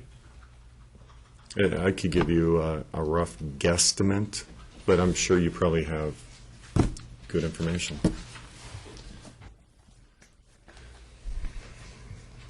Give me a guess. I'm going to object, Your Honor. Well, you- You're not entitled to a guess. You testified regarding the chart, so you seem to be, you talked about what Shannon could make and how much in the teacher pay chart. So I think you can testify about your own income based on that chart, don't you? Yes, sir. Yes, sir. So let's go ahead and take a look. Here's Exhibit 43. Yes, sir. I don't know if 42 will help. Or is it 40? Maybe it's 44. So you can kind of take a look and tell me Okay. how much. Can you tell you're at 61,000 is your base, right? Yes, sir. So where would you be without that master's degree? I'd probably be in step 2. So it looks approximately $5,000. plus change. You don't think you'd be in column one? It's going to objection on it's been asked and answered. I can't confirm or deny that I'd be in column one, Okay. because column one is basically for a first-year teacher.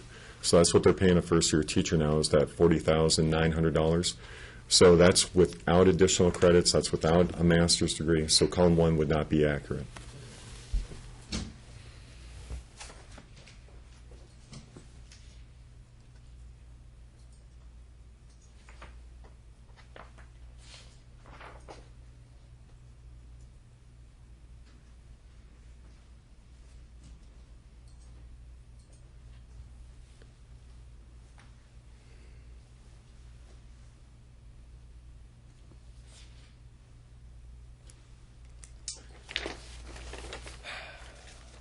I haven't been able to confirm what the balance of the loan is on the house. Sir, I had submitted a payoff statement to Mr. Kelleher's office, and I was under the impression that you had a copy of that. That payoff statement was produced back in July. Again, giving you a rough estimate, it's $131,500, but that does not include the payment that I'm going to make in June, which is going to drop it down to $130,000, possibly $129,000, and then pending today's decision, it could be lower in the future. But to get that accurate information for you, sir, I did request, and I did receive, and I did provide a cash payoff statement.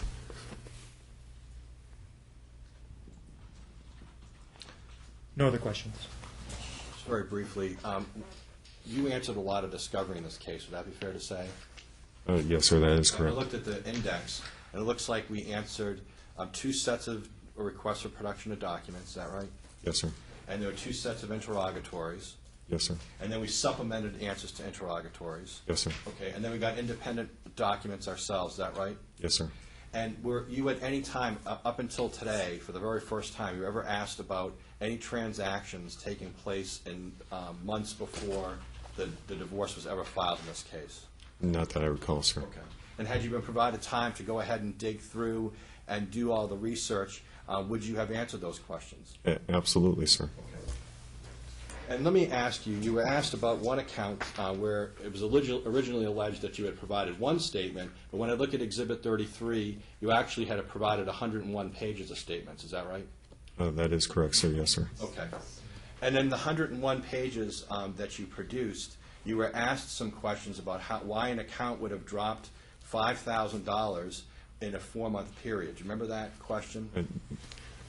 Yes, sir. Okay. Well, in addition to whatever you were doing in terms of going to restaurants or other establishments, who was paying all the bills in the house? I was, sir. Did she pay 1 penny, or her parents pay 1 penny of any bills in your house from 2015 until we sit here today? Not the bills that I'm aware of, sir. Well, I'm talking about all the normal bills, like all No, sir. No, I paid 100% of those bills. all of it. Yes, sir. Okay.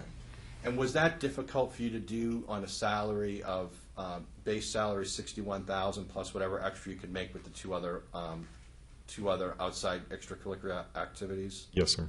Okay. And since the court made its order in this case, has it been even more difficult? How would you describe it? More difficult, less difficult to make all the expenses and bills? It's been gut-wrenching. I have to be honest. There are days when I don't know where the next pay is going to come from. I'm borrowing money from credit cards, taking cash advances to pay off other credit cards. I call no joy, no fun. All right, well, let's talk a little bit about that. How much does it cost to rent the apartment that you're in? It's $854 per month, but that does not include some of the utilities. Okay, do you have to pay utilities? I do, sir. Yes, sir. And do you have to pay groceries for yourself? I do, sir. Yes, sir. And have you had to do all of those things since October? Yes, sir. Okay. Would those be community expenses, like these, like having to pay your own, your apartment and your groceries and your utilities? Would those be community expenses? Yes, sir, they would be.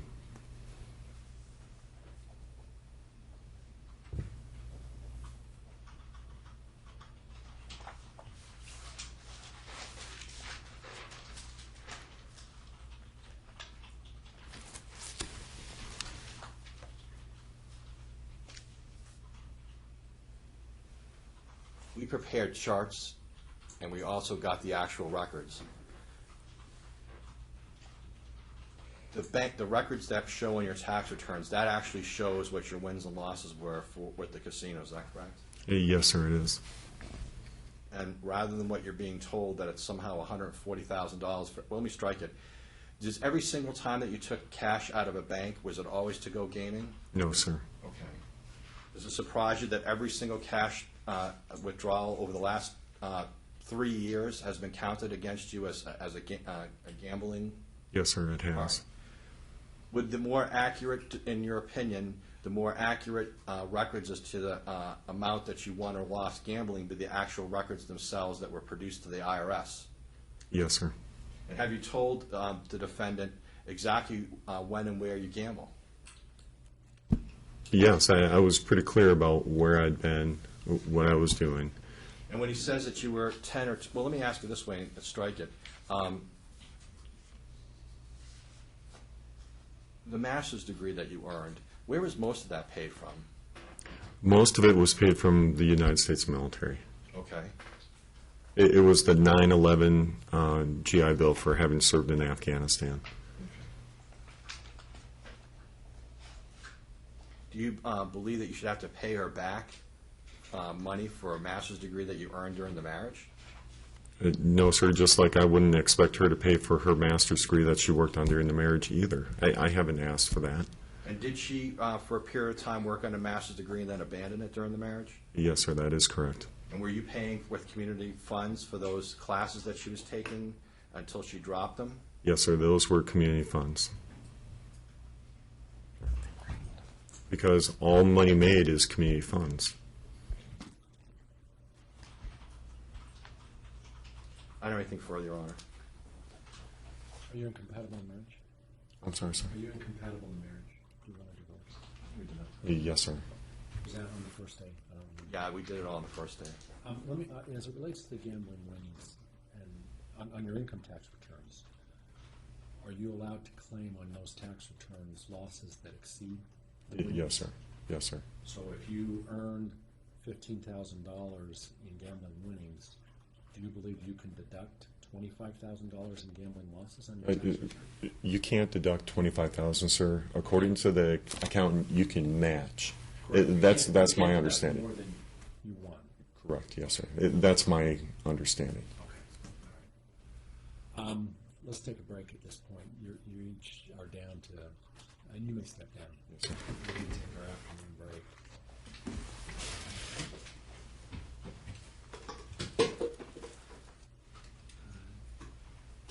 And it has about 20 minutes of remaining examination time. The defendant has